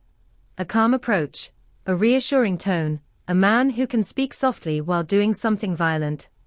A man who can hand back a house key like his returning borrowed sugar. The handwriting analyst in Austin sends back a second report on the letter. Still no match, but the pressure, the spacing, the neat block print, those are deliberate choices, the analyst says. Someone trying to disguise their normal hand. Someone with the patience to practice. Someone who knows enough to avoid leaving an easy signature. Ralston calls it what it is when he's alone with Mays, he's disciplined. Mays doesn't like the word. Disciplined makes the monster sound competent. Disciplined makes him sound like a professional. What about Roy? Mays asks anyway, because he can't not. Ralston pauses. He thinks about Roy's temper, Roy's bruised knuckles, Roy's polygraph spikes. He also thinks about the key on the mechanic's counter, the purse in the pond, the calls with the music. Roy is messy. Roy is loud. Roy is the kind of man who punches walls and then tells you the wall started it. The thing haunting this case isn't loud. It's careful. Roy's a problem, Ralston says. But I don't know if he's this problem. Mays exhales slowly, like his lungs are tired of holding everything in. They widen the circle. They look at drifters, truckers, oil crews, anyone who could move through the triangle of locations without raising alarms. They request logs from trucking companies. They ask around the truck stops. They track down the handful of long-distance calls from the diner's payphone and discover nothing but bored travelers and one salesman who remembers the coffee being terrible. Then a break arrives in the most ordinary form. A woman at the pharmacy who doesn't sleep well and keeps replaying a memory until it turns into a bruise. Her name is Ellen Darrow. Mid-30s. 2 kids. She comes to the sheriff's office with her purse clutched tight and her voice shaking. She says that the night Marla disappeared, she didn't know it at the time, of course, she only knows now, with the timeline plastered on television. She stopped at the all-night gas station on Route 87 around 11. She remembers a car in the lot, a dark pickup parked near the side, engine running. She remembers because the driver wasn't getting out. He was just sitting there, watching the road. She remembers a girl's car too, smaller, older, parked under the far light. And she remembers seeing a girl near the payphone, shoulders tight, like she was arguing with someone she couldn't get away from. Ellen didn't go closer. She didn't intervene. She filled her tank, paid, got back in her car. And as she pulled away, she glanced again, and she saw the girl get into the older car. She saw the pickup's headlights flare as it followed. What did the man look like? Ralston asks. Ellen swallows. I didn't see his face. But I saw his hat. Cowboy hat. Light-colored. And his truck had a sticker. On the back window. A sticker. Maze presses. Ellen nods, eyes wet. A deer. Like a hunting club. White decal. The deputies exchange looks that are half hope, half dread. It isn't much. It's something. They check every hunting club decal they can find in the county. They stop trucks. They ask questions. They start compiling a list of men who wear cowboy hats and hunt deer, which in this part of Texas is like compiling a list of men who breathe air. The list becomes absurd within hours. The town is made of hats and trucks and decals. But Ellen's account shifts the timeline. If she's right, Marla's car wasn't abandoned at 10:30 or 11. It was still moving. It was still in town. Which means the shoulder scene may have happened later.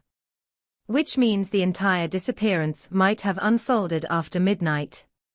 Which means those quiet hours, when most people sleep and the world belongs to whoever stays awake, are suddenly the most important hours of all. Ralston pulls phone records for Marla's house. He pulls the diner's closing times. He asks the diner manager about the early clock out again, sharper now. The manager hesitates, then admits something he didn't think mattered. Marla got a call that night, around 9. The manager didn't answer, but he heard the phone ring, saw Marla take it, saw her face change. Not panic. Not fear. Something else. Like she'd been expecting it. Like she'd been caught. What did she say? Ralston asks. I don't know, the manager says. But when she hung up she stared at the wall for a second. Like she was doing math. Did she say who it was? Mays asks. The manager shakes his head. Just said she had to go. Said she had to do something real quick. Ralston's mind starts drawing new lines. A call. A meeting. A car moving. A man with a hat and a hunting decal. The case isn't opening, it's rearranging itself. He interviews Marla's friends again, not asking, did she have enemies, but asking, did she have secrets? Because secrets are often the real entry point for abduction. Secrets create isolation. Secrets make people easier to control. One friend, a girl named Janice, finally cracks. She says Marla had been seeing someone. Not Roy. Someone older. Someone with money. Marla wouldn't say his name, but she hinted. She hinted like she was proud and scared at the same time. She hinted that he had a nice truck, and that he liked to meet where nobody would see. She hinted that he said Roy was bad news, and that he could take care of her. Ralston feels something cold settle behind his ribs. Older. Nice truck. Meet where nobody would see. Take care of her. Those words have two meanings. One is romance. The other is ownership. Janice says Marla showed her a gift once. A ring. Not expensive enough to be engagement, but expensive enough to feel like a message. Janice says Marla kept it hidden, because Roy would lose his mind if he saw it. Janice says Marla told her the man was important. Janice says Marla told her, half joking, if anything ever happens to me, it's because I trusted the wrong person. Ralston writes every word down. His pen moves fast. The case suddenly feels like it has a heartbeat again. He asks for names, older men, men with money, men who could be called important. Janice hesitates. She doesn't want to accuse anyone, because important men are protected by the way communities bend around them. But eventually she whispers a name that makes the room go still. Vernon Lott. Vernon Lott owns a chain of feed stores. He sponsors Little League. He sits in the front pew at church. He shakes hands like a politician. He drives a dark green pickup with a deer decal on the back window. The first time Ralston hears the name, he doesn't react. He can't afford reaction. But inside his mind, everything tightens into alignment so cleanly it's terrifying. They can't just drag Vernon Lott in. Not without cause. Not without turning the town into a civil war. So Ralston does what he's trained to do. He moves slow. He checks Lott's background. No arrests. No scandals. Married. 2 kids. A reputation for generosity. But reputations are costumes, and sometimes the best costumes are the ones sewn by the whole community. Ralston visits Lott's feed store as a customer. He watches him work the counter, smile at ranchers, slap backs, talk about rain like it's a moral issue. Lott wears a light cowboy hat. His hands are smooth. He talks softly. And when he looks up and meets Ralston's eyes, there's a flicker, not fear, not guilt, something else. Calculation. The quick assessment of a man who knows how to read a room. Ralston asks about deer season. Lott laughs, says it's going to be a good year. Ralston asks about late-night driving, says he's been on the road a lot. Lott nods, says he's always moving, business never sleeps. Ralston mentions, casually, the missing girl, the community being on edge. Lott's smile holds for half a second too long, before it shifts into sympathy. Tragic, he says. Just tragic. Poor family.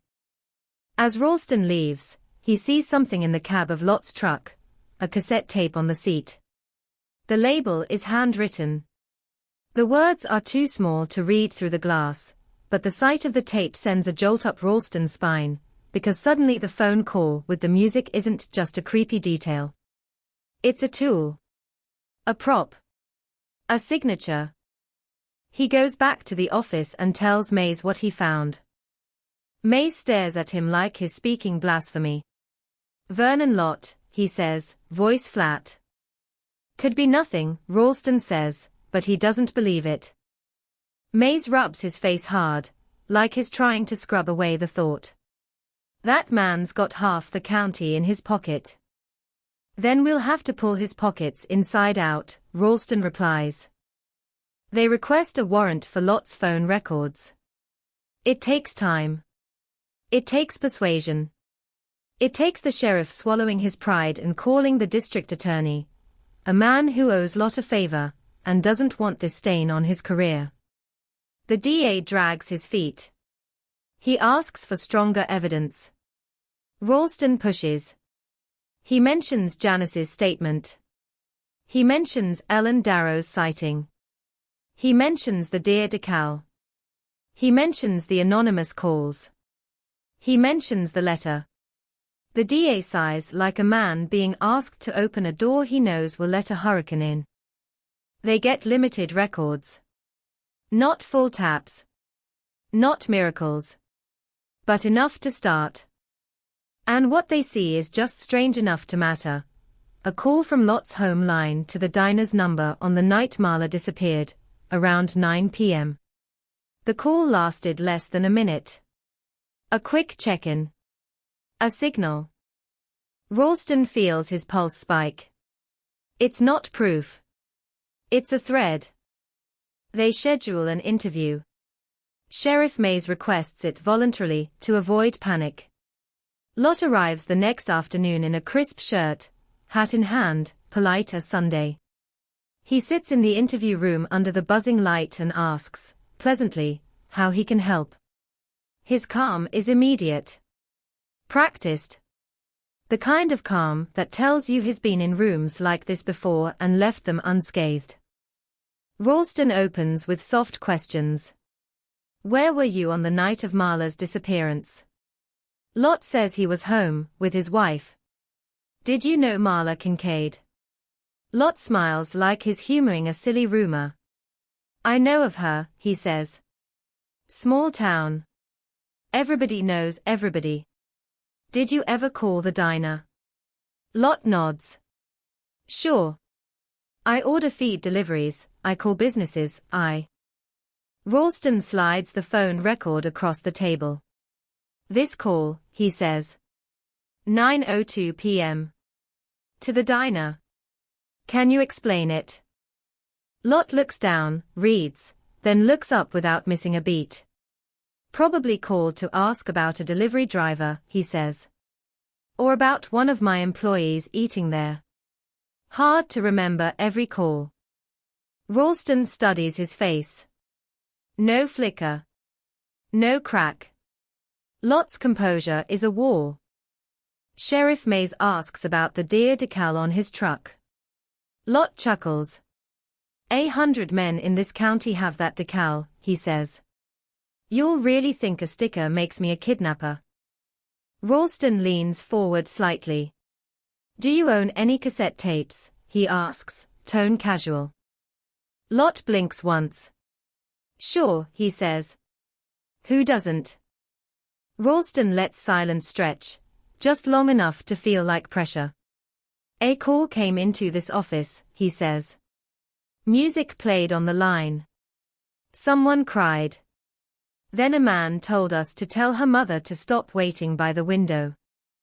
Lot's face shifts, just a fraction. Not fear. Not guilt. Annoyance. Like he's being forced to listen to something beneath him. That's sick, he says. Whoever did that needs to be caught. That's what we're doing, Ralston says softly. Lot looks between them, calm again, and for the first time in the interview he lets a hint of steel bleed into his politeness. You have no evidence against me, he says. And I have a family. If you're going to toss my name around, because some girl's friend can't keep her mouth shut, you'll have a problem. Maze's jaw tightens. We're just asking questions. Lot smiles, and the smile is cold. Then ask them of someone who deserves them. He stands. He adjusts his hat. He leaves without asking permission, because important men rarely do. When the door closes, the room feels smaller. The air feels stale. Ralston stares at the empty chair, and hears that faint voice on the cassette again, it's okay. The kind of voice you might trust. The kind of voice that could lead you into a trap. That night, Ralston drives past the Kincaid house on his way home. The porch light is on. The window is dark. Marla's mother is not waiting there anymore. She took the message seriously, not because she believed it would save her daughter, but because she couldn't bear the idea of giving the monster the satisfaction of picturing her silhouette. The absence of her shadow feels like defeat. Ralston keeps driving. His mind is a storm. Because now he has a name that fits too well, a phone call that anchors him to the timeline, and nothing strong enough to drag him into the light. And somewhere out there, the person who made the call with the music is still awake, still listening to the town breathe fear through thin walls. As Ralston turns onto FM 1973, the highway stretches ahead like a ribbon into darkness. He doesn't know why he's here. Instinct, maybe. Obsession. He slows near the spot where Marla's car was found, kills his headlights, and lets the night swallow him. The wind moves through brush like whispered conversation. The stars hang overhead like pinpricks in black cloth. Then, in his rearview mirror, a pair of headlights appears. Far back at first. Then closer. A pickup. It slows behind him, idling at a distance that feels deliberate. The lights stay on, bathing the road in white glare. Ralston's hand slides toward his radio. His pulse beats hard in his throat. The pickup doesn't pass. It just sits there. Watching. And in that moment, with the engine ticking and the dark pressing in, Ralston understands something in his bones. This case isn't just being investigated. It's being observed. Someone is measuring them. Someone is deciding how far they can push. Ralston raises his radio, fingers tight, ready to call for backup, ready to break the spell, when the pickup's headlights blink twice, slow, almost friendly, like a signal. Then it turns around and drives away into the night, leaving Ralston alone on the road with a cold certainty that feels like a verdict. Whoever took Marla Kincaid is close enough to find him in the dark, close enough to remind him who controls the shadows, and patient enough to let the town keep suffering one unanswered day at a time. That blink of headlights on FM 1973 doesn't feel like coincidence. It feels like a thumb pressed to the throat of the investigation, gentle pressure, controlled pressure, a reminder that the dark has rules and someone else wrote them. Ralston sits there long after the pickup disappears, listening to the engine tick down, listening to his own pulse, watching the night settle back into place like nothing happened, like the road didn't just speak to him in a language without words. When he finally drives back into town, the headlights of his cruiser sweep across sleeping houses and empty porches, and every shadow looks like a man in a hat standing perfectly still, waiting for the right moment to move. He doesn't tell Sheriff Mays right away. Not because he's hiding it, but because he's trying to separate instinct from paranoia.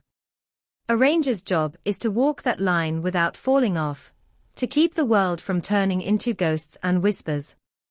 But by morning, the feeling hasn't left him. It clings. It rides behind his eyes. So he goes to the sheriff's office and finds Mays in his chair, shoulders hunched, coffee cooling untouched, staring at a stack of complaints from citizens who want answers the law doesn't have. Ralston closes the door and says it plainly. Somebody followed me last night. Mays' gaze lifts slow, heavy. You sure? No, Ralston says. But it wanted me to know it could. Mays runs a hand over his mustache, the gesture of a man trying to smooth down panic like it's a wrinkle. Lot? Ralston hesitates, because naming a suspect without proof is how you start a war you can't win. Could be, he says. Could be anyone who's listening. Mays leans back, chair creaking. The fluorescent light above them buzzes like an insect trapped in glass. If it's him, Mays murmurs, we're gonna need something real. Not stickers and stories. Then we make something real, Ralston says, and he hates how that sounds, like manufacturing justice, like building a case the way you build a fence. But that's what predators count on, the gap between suspicion and proof, the space where they can live safely while everyone else rots. They start tightening the circle around Vernon Lott without saying his name out loud. They discreetly run his license plate through traffic stops across the county, looking for patterns, looking for late-night movement, looking for anything that places him where he shouldn't be. They talk to deputies in neighboring jurisdictions, asking if any other young women have gone missing near highways, near ponds, near diner parking lots, near the kind of places a man can approach with a calm voice and a hat brim hiding his eyes. The answers are all wrong kinds of answers. A girl in Lubbock who reported being followed by a pickup with a deer decal. A waitress in Abilene who found a note tucked under her windshield wiper that said, in neat block letters, "You should stop driving alone." A woman in a town an hour east who swore a man tried to flag her down on a back road at night, smiling like he was helping, until she saw what looked like rope on his passenger seat, and punched the gas, so hard her tires screamed. None of it is enough to arrest anyone. All of it is enough to make Ralston feel like he's staring at the edges of a much larger shape. Then the lab results come back on the fibers from the purse strap. Dark threads. The technician in Austin labels them as synthetic upholstery fibers, common to late 70s and early 80s pickup trucks. Common. The word lands like a slap. Common means everywhere. Common means nowhere. But Ralston reads the report 3 times anyway, because the fibers aren't just a dead end, they are confirmation that the purse rode in a vehicle after it left Marla's shoulder. He goes back to the pond. He stands at the muddy edge with the sun baking his neck and the smell of algae rising like rot. He watches dragonflies skim the surface and thinks about how quiet water is when it hides something.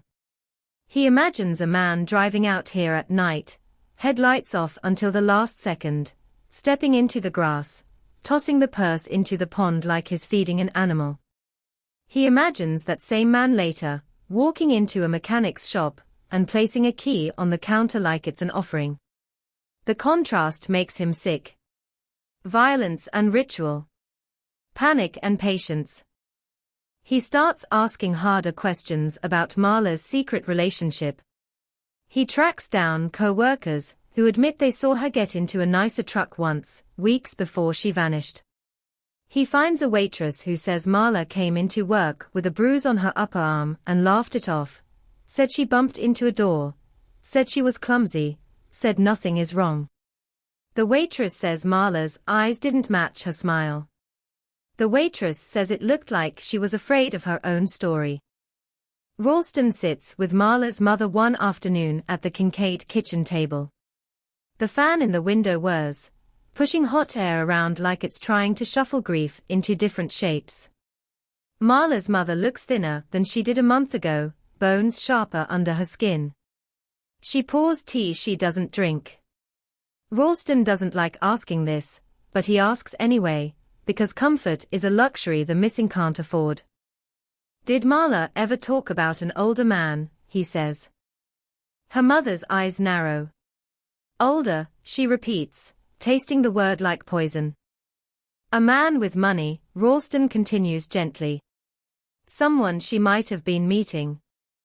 For a second, anger flashes so bright it looks like life. She was 19, the mother says. She was a child. Ralston nods, because that's the point, because predators don't care about adulthood, they care about vulnerability. Did she ever come home with gifts she couldn't explain? Silence swells. The mother's fingers tighten around her teacup. She had a ring, she admits finally, voice low. She said she won it. In a game. Some silly thing at the fair. Did you believe her? The mother's jaw works, swallowing bitterness. I wanted to, she says. Ralston asks where the ring is now. The mother stands, moves to Marla's room, returns with a small jewelry box that looks too light to hold anything meaningful. She opens it. Inside is the ring Janice described, gold-colored with a tiny stone, cheap, but not diner cheap. It's the kind of ring you buy when you want someone to feel claimed. Ralston studies it like it might speak. He asks if Marla ever said who gave it to her. The mother shakes her head, but her eyes drift away, toward some memory she's been trying not to touch. She said he was nice, she whispers. She said he could get her out. Get her away from Roy. She said he made her feel safe. Ralston's throat tightens. Safe. The most dangerous word in the world when it's used as bait. He takes the ring for prints. The lab dusts it. The lab finds smudges. No clean ridge detail. The lab finds nothing they can call evidence in court. Ralston hands the ring back to Marla's mother and watches her close the box like she's sealing a coffin. Meanwhile, the town starts turning on itself. Suspicion spreads like infection. Men with money become targets of quiet gossip. Men without money become targets of loud blame. Roy Tiller gets into a bar fight and breaks a man's nose for calling him a murderer. The sheriff's office receives letters demanding Roy's arrest, and letters demanding Lot's arrest, and letters demanding the Rangers stop ruining good people's names. The case has become a mirror everyone stares into, looking for someone else's monster, and seeing their own fear instead. Then, on a Tuesday evening when the heat finally breaks and the sky turns that bruised purple that feels like the world is holding its breath, a new call comes in, not anonymous, not theatrical, just a voice trembling with urgency. It's a girl. 16. Name is Dawn Mercer. She says she thinks someone tried to take her. The sheriff's office goes dead still. Phones stop ringing for a moment, like the building itself is listening. Dawn says she was walking home from her friend's house, 2 blocks off the highway, just after 10. She heard a truck behind her, slow. She stepped closer to the curb, letting it pass. It didn't. It crawled. The driver called out, friendly, like a neighbor. Hey, he said. You okay? Need a ride? She said no. She kept walking.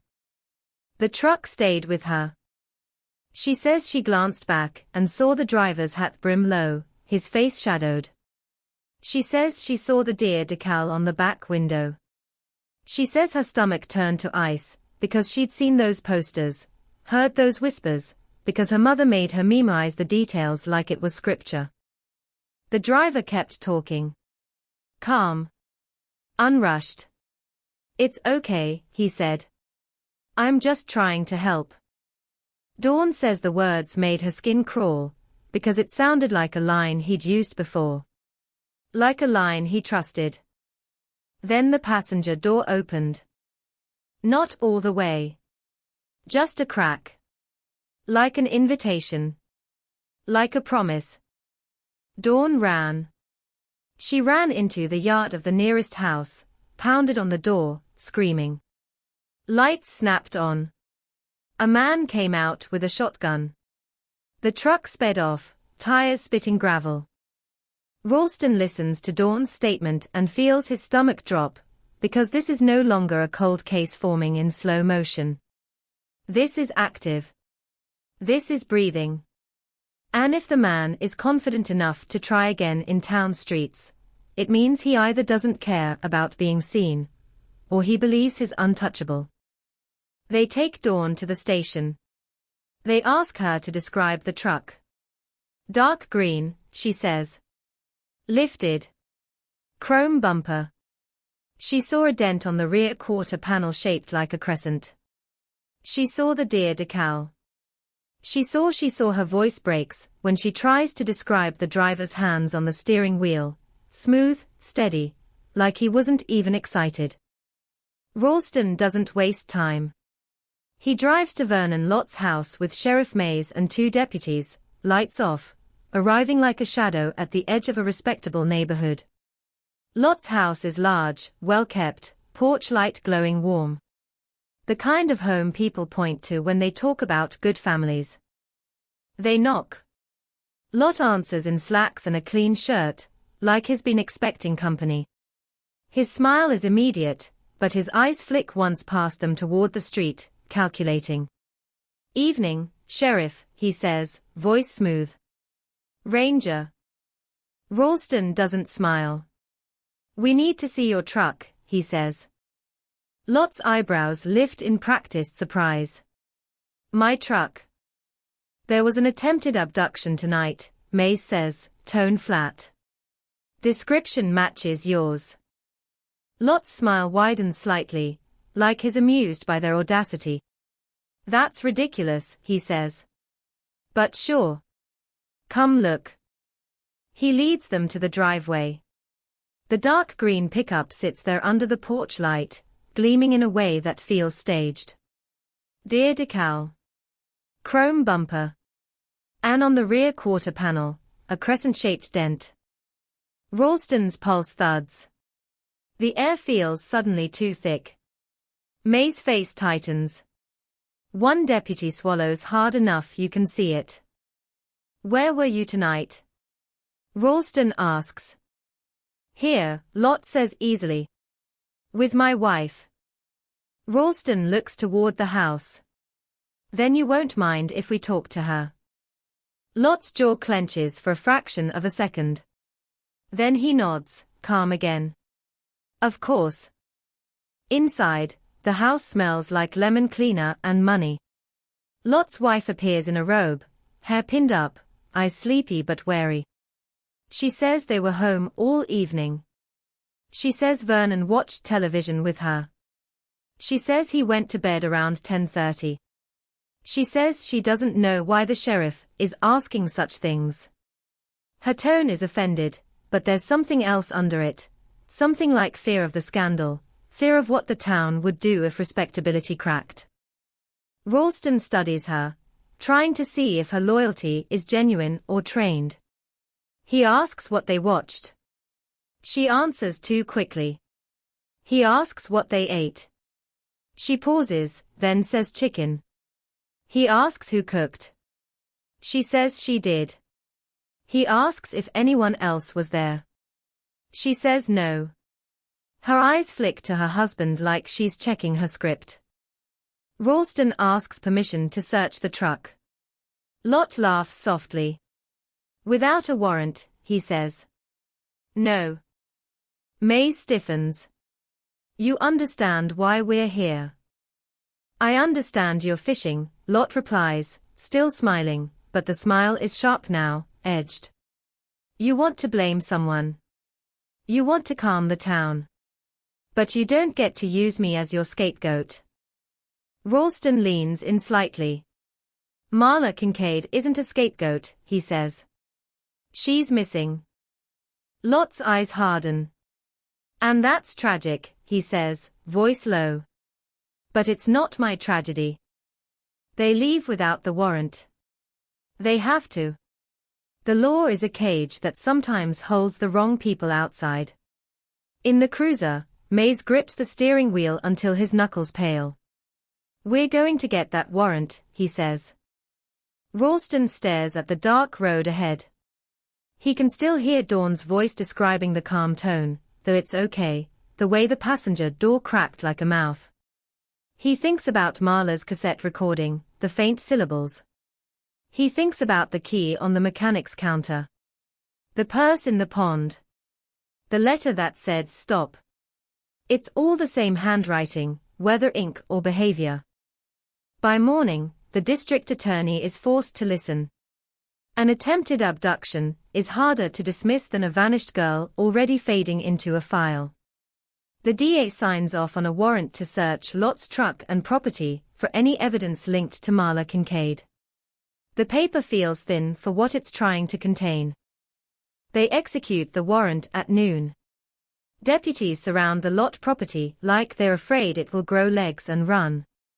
Neighbors peek through curtains. Word spreads faster than sirens. Vernon Lot stands on his porch, arms crossed, calm as ever, watching the law march onto his land like a man watching ants. They search the truck first. They photograph the interior. They pull the seats forward. They check under the floor mats. They bag hair strands, lint, cigarette butts. They find rope in a toolbox. Common. They find duct tape in the glove compartment. Common. They find a cassette tape in the console, unlabeled. Ralston's stomach tightens. He picks it up carefully, like it might burn. They search the garage. Shelves of hunting gear. Coolers. Knives. All legal. All ordinary. They search a storage shed out back and find old furniture, broken appliances, the debris of a life that looks normal from the street. Then one deputy calls out from the far corner, voice sharp. Ranger. Sheriff. Over here. Ralston walks over, heart already accelerating. In the dust behind a stack of feed bags sits a plastic crate. Inside are items wrapped in a towel. The towel is stained. Old stains. Brown, rust-colored. The deputy lifts it back with gloved fingers. A woman's shoe. Not the one found on FM, 1973. A different one. Similar style. Similar size. And beneath it, a small gold chain with a broken clasp. Ralston's mouth goes dry.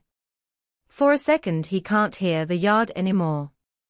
He can't hear the birds, the murmurs of deputies, the distant highway. All he can hear is the breath of the case tightening around them. May steps closer, face drained. Is that? Ralston doesn't answer yet. He can't. Because if it is Marla's, the case just became something the town won't survive intact. And if it isn't Marla's, if it belongs to someone else, then the monster they are hunting is bigger than they imagined. He lifts the chain with tweezers. It dangles, catching the light like a thin line between lives. He sees a tiny oval locket at the end. He flips it open. Inside is a photo. Not Marla. A different girl, younger, smiling at the camera like she thinks the world is safe. Ralston's blood turns cold, because now the story doesn't just stretch across one night in 1987. It stretches backward into darkness, into years, into secrets that have been buried on purpose. Vernon Lott stands on his porch watching them, expression unreadable, and for the first time Ralston wonders if that calm is confidence, or if it's the calm of a man who knows the law just dug up something it doesn't know how to name yet. The locket clicks open in Ralston's gloved hands and the world tilts, because it isn't Marla's face staring back, it's another girl's, wide smile, cheap school photo backdrop, eyes bright with the kind of trust that gets people killed. So the question stops being where is Marla Kincaid and becomes something colder, heavier, older, the kind of question that makes a county's skin prickle all at once. How many times has this happened and nobody noticed the pattern? Sheriff Mays stands there in the dust of Vernon Lott's shed, the air thick with the smell of feed and sun-baked wood, and you can see in his face the exact second his mind connects all the places where evil can hide when it wears a respected man's name, because a missing girl is tragedy, but a second girl, unknown, unclaimed, tucked into a crate like a keepsake, is a blueprint, and the deputies around them go still, not because they are calm, but because they are trying not to move too fast and shatter whatever fragile chance they just grabbed. The crate is photographed from every angle, the towel lifted with hands that suddenly feel too human for the job, the shoe bagged, the chain sealed, the locket snapped shut like a mouth, and out in the yard, past the open shed door, Vernon Lott watches from his porch as if he's watching men load groceries, his posture easy, his arms crossed, his hat shading his eyes, calm so complete it feels either rehearsed or supernatural.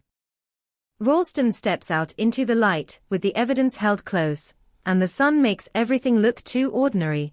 Green lawn, white porch rail, a child's bicycle leaning against the fence, while the deputy's boots crunch on gravel like gunfire in a church. Mays walks up the steps toward Lott with that straight-backed heaviness that comes from a man who understands he's about to light a match inside a room full of gasoline, and he keeps his voice even, because the law is supposed to be even when your heart is pounding, Mr. Lott, he says. We're going to need you to come down to the office, and Lott's smile doesn't break, not at first, it just tightens at the corners like a man pulling on a glove. On what grounds? He asks, smooth as oil. I've cooperated, Sheriff, you've turned my place upside down, and Mays answers, we found property that may be connected to a missing persons investigation. And the word property is a mercy because the other words, victim, trophy, crime, would make the neighborhood explode. Lot's eyes flick once toward the shed. The flick is so quick most men would miss it. But Ralston catches it and files it away as the first real crack is seen. Lot shrugs like this is all a nuisance. Then you'll find out it's a mistake, he says. I've got nothing to hide. And as he steps off the porch, his wife appears behind him, face pale, robe tied too tight, one hand pressed to her throat like she's trying to keep her own voice from escaping. She doesn't speak. She just watches her husband walk between deputies, as if he's heading to a meeting he'll dominate. The drive back to town feels longer than it should, because the cruiser is full of a new kind of silence, not the silence of no leads, but the silence of too many possibilities opening at once. Ralston sits in the passenger seat staring at the locket bag in his lap, thinking about how it sat in that shed like it belonged there, thinking about the way the towel was stained like time itself had bled into it, thinking about the cold math of predators who keep souvenirs, because they can't bear to let the moment end, and when they reach the sheriff's office the parking lot is already filling up, because news travels faster than radios when fear is the currency. Neighbors saw deputies arrive, neighbors saw the warrant, neighbors saw the green pickup, and now people gather by the sidewalk like they're waiting for a parade that might turn into a riot.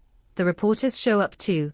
Cameras hungry, microphones extended like spears, and Sheriff Mays pushes through with his jaw clenched, refusing to look at anyone, because the moment he meets a citizen's eyes he'll have to acknowledge the question burning there: was it him? Did we shake his hand at church? Did we let our daughters take candy from his counter? Inside, the interrogation room is too small for the weight of Lot's reputation. The fluorescent light makes his skin look waxy, but he sits straight, hat set on the table with care, hands folded, calm as ever, and Ralston watches those hands again, smooth, controlled, fingers that don't fidget. Then begins in the same steady tone he used before, because monsters love when you get emotional. We found a locket on your property, Ralston says. It contains the photo of a young girl. We found a shoe and a chain beside it, and Lot's expression shifts into polite confusion. A locket, he repeats, as if he's never heard the word. You found trash in my shed and you think it's mine. May slides the evidence photo across the table, close-up of the locket open, the unknown girl's face staring out, and for the first time Lot's composure does something interesting. It doesn't break, it reframes. He leans in like a businessman reviewing a receipt. He nods slowly. That's not mine, he says. I don't know that girl, and Ralston leans forward a fraction. Then how did it end up wrapped in a stained towel in a crate behind your feed bags? And Lot's eyes lift, cold now. I employ men, he says. I have a store, a warehouse, delivery drivers, ranch hands, kids who wander in and out of my property, because this is a town where people don't lock things.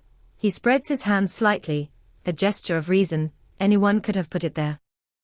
Anyone, Ralston repeats, letting the word hang, and he can feel Lot measuring the room, calculating which version of innocence plays best, that anyone innocence or that I've been framed innocence. And when Mays asks where Lot was on the night Dawn Mercer was nearly taken, Lot says home. When asked who can confirm, he says his wife. When asked why the dent on his truck matches the description, he says trucks get dents. When asked about calling the diner the night Marla disappeared, he says business calls. When asked whether he knows Marla Kincaid, he says everybody knows everybody, and his calm is infuriating, because it isn't arrogance.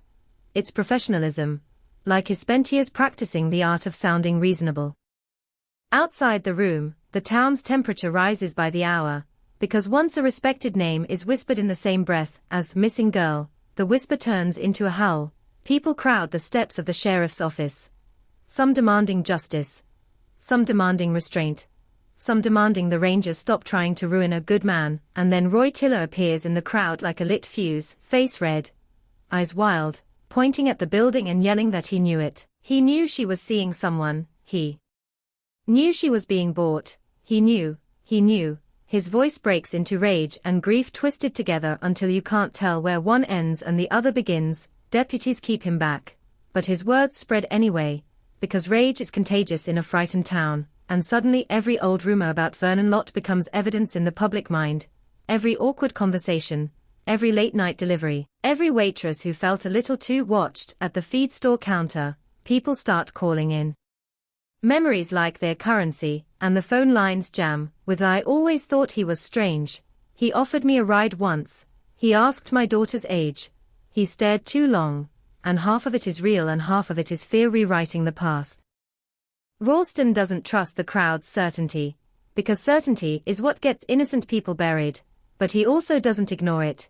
He sends deputies to pull old missing persons reports from neighboring counties, dusty files with curled paper edges, names that never made the news beyond a day, girls whose lives were reduced to a paragraph. He sits with the stack and flips through until a photo makes his chest tighten. The girl in the locket, same smile, same cheap backdrop, name typed beneath it.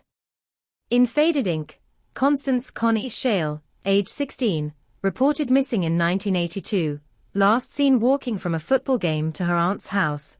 Her family moved away afterward. The case went cold. The file contains the same shapes as Marla's case. No body, uncertain witnesses, a vague report of a dark pickup near the road, and as Ralston reads it, he feels the sick sense of a pattern snapping into place like a trap. They call Connie's family.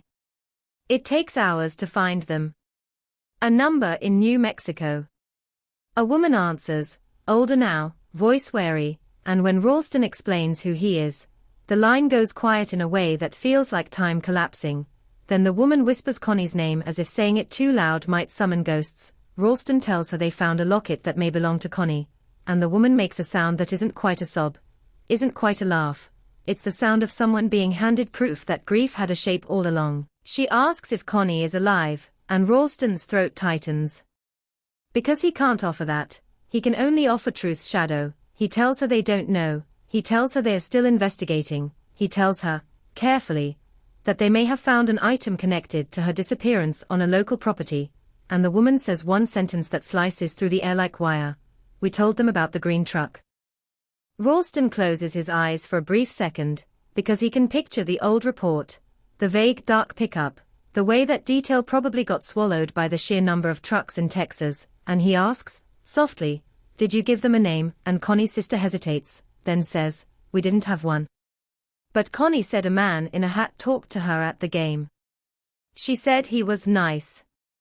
She said he said it was okay.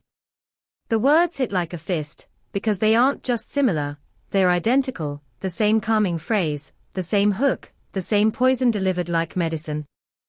The district attorney arrives at the sheriff's office late that afternoon, sweating through his shirt, face pinched, and he pulls Mays into a side room, voice furious and frightened. Do you understand what you're doing? He hisses. That man has donors, he has friends, he has lawyers. If you don't have something solid, you're handing him a lawsuit and handing this county a scandal. And Mays, exhausted, says, we have a missing girl and property on his land. And the DA snaps, property is not a body. And Ralston listens, jaw tight, because this is how monsters survive. Through the gap between what everyone knows in their bones and what you can prove under oath. They hold lot as long as they legally can while the lab rushes tests on the locket, the chain, the shoe, the towel, the crate. Every fiber and flake of dust treated like it might whisper the truth. The technicians search for blood-type markers, for hair roots, for skin cells, for anything that can tie the objects to a victim, to a suspect, to a moment. Deputies bring in cadaver dogs again and run them through Lot's property while neighbors watch from the road, and the dogs pull toward a spot behind the shed where the soil is packed differently, where the grass grows in a stubborn patch, and men with shovels dig until their arms ache and their faces streak with sweat. But what they find is only disturbed earth and a handful of bones that turn out to be deer, buried after a hunt, proof of nothing except how easily the land can fool you. The lab calls after midnight. Ralston takes it in his office, lights off, only the glow of a desk lamp illuminating the wall map with its red circles like wounds. The technician's voice is cautious. We have partials, she says, not enough for a full match. But there are epithelial cells on the inside of the locket. Ralston's pulse spikes. Whose, he asks, and the technician exhales. We can't say yet. We need comparative samples. But I can tell you this. There's more than one contributor. More than one. The words open a new door, because if more than one person handled it, The locket could have passed through hands like a relay baton in a race nobody volunteered for. It could be from Connie, from a kidnapper, from someone who found it and hid it, from someone who planted it, from someone who kept it. At 2 in the morning, the judge won't sign an extension without stronger cause. The DA refuses to push for an emergency hold, afraid of overreach. And so, by sunrise, Vernon Lott walks out of the sheriff's office a free man, hat on, shirt crisp, face calm, and the crowd outside erupts into shouting. Some cheering like justice just won, some screaming like justice just died, and Lott pauses at the top step and looks out over his town with the steady gaze of someone who knows exactly how power works here. He doesn't run, he doesn't hide, he simply raises a hand in a small gesture, half greeting, half command, and then he steps into his truck and drives away under a sky so blue it feels like mockery. Ralston stands in the doorway watching the green pickup disappear down the road, and he feels a cold understanding settle in. This isn't over, it's escalated, because now the suspect knows how close the law came, knows what they found, knows what they're looking for, and predators don't like being looked at too hard. They either retreat deeper into the dark, or they strike to remind everyone who controls the narrative. That reminder comes before noon, delivered not to the sheriff's office, but to the Kincaid house, because cruelty likes a personal address. Marla's mother hears a car on the gravel drive and steps onto the porch with her heart already in her throat, expecting another deputy, another update, another careful apology, but instead she sees a plain brown envelope on the doormat, no stamp, no return address, as if it materialized out of thin air. She calls the sheriff's office with shaking hands, and Ralston arrives fast, sweat drying cold on his back. He picks up the envelope with gloves and turns it over slowly, feeling the entire neighborhood watching from behind curtains. He opens it on the hood of his cruiser, careful, controlled, and inside is a cassette tape with a handwritten label in neat block letters. Stop waiting. Under it, wrapped in a square of paper towel, is Marla's ring, the one from her jewelry box, except it's no longer clean, it's streaked with dirt, the tiny stone dulled, the metal scratched as if it's been carried in a pocket, handled, rubbed, kept close. Marla's mother makes a sound like something inside her snapped, and she takes a step forward, eyes fixed on the ring like it's both hope and a weapon, and Ralston feels the case tighten again, because the message isn't subtle. It isn't a clue, it's a shove. The predator is still close enough to touch their lives, close enough to enter a home without breaking a window, close enough to take an object from a grieving mother's hands and return it as a signature, and the cassette tape sits there on the hood, silent, waiting, like a mouth about to speak. Ralston slides it into an evidence bag, but he can already hear what it might contain: music, breathing, a calm voice saying it's okay, and something else, something that will burrow under the town's skin and never leave. Because now it isn't just Marla's disappearance haunting them, it's the certainty that someone is orchestrating the haunting, feeding them pieces, steering their attention, punishing their hope, and as the green pickup's tire tracks fade down the road somewhere out of sight, the town is left with a new headline forming in every mind, bold and brutal and impossible to shake. Texas cold cases collide. Evidence points to something far worse than one missing girl.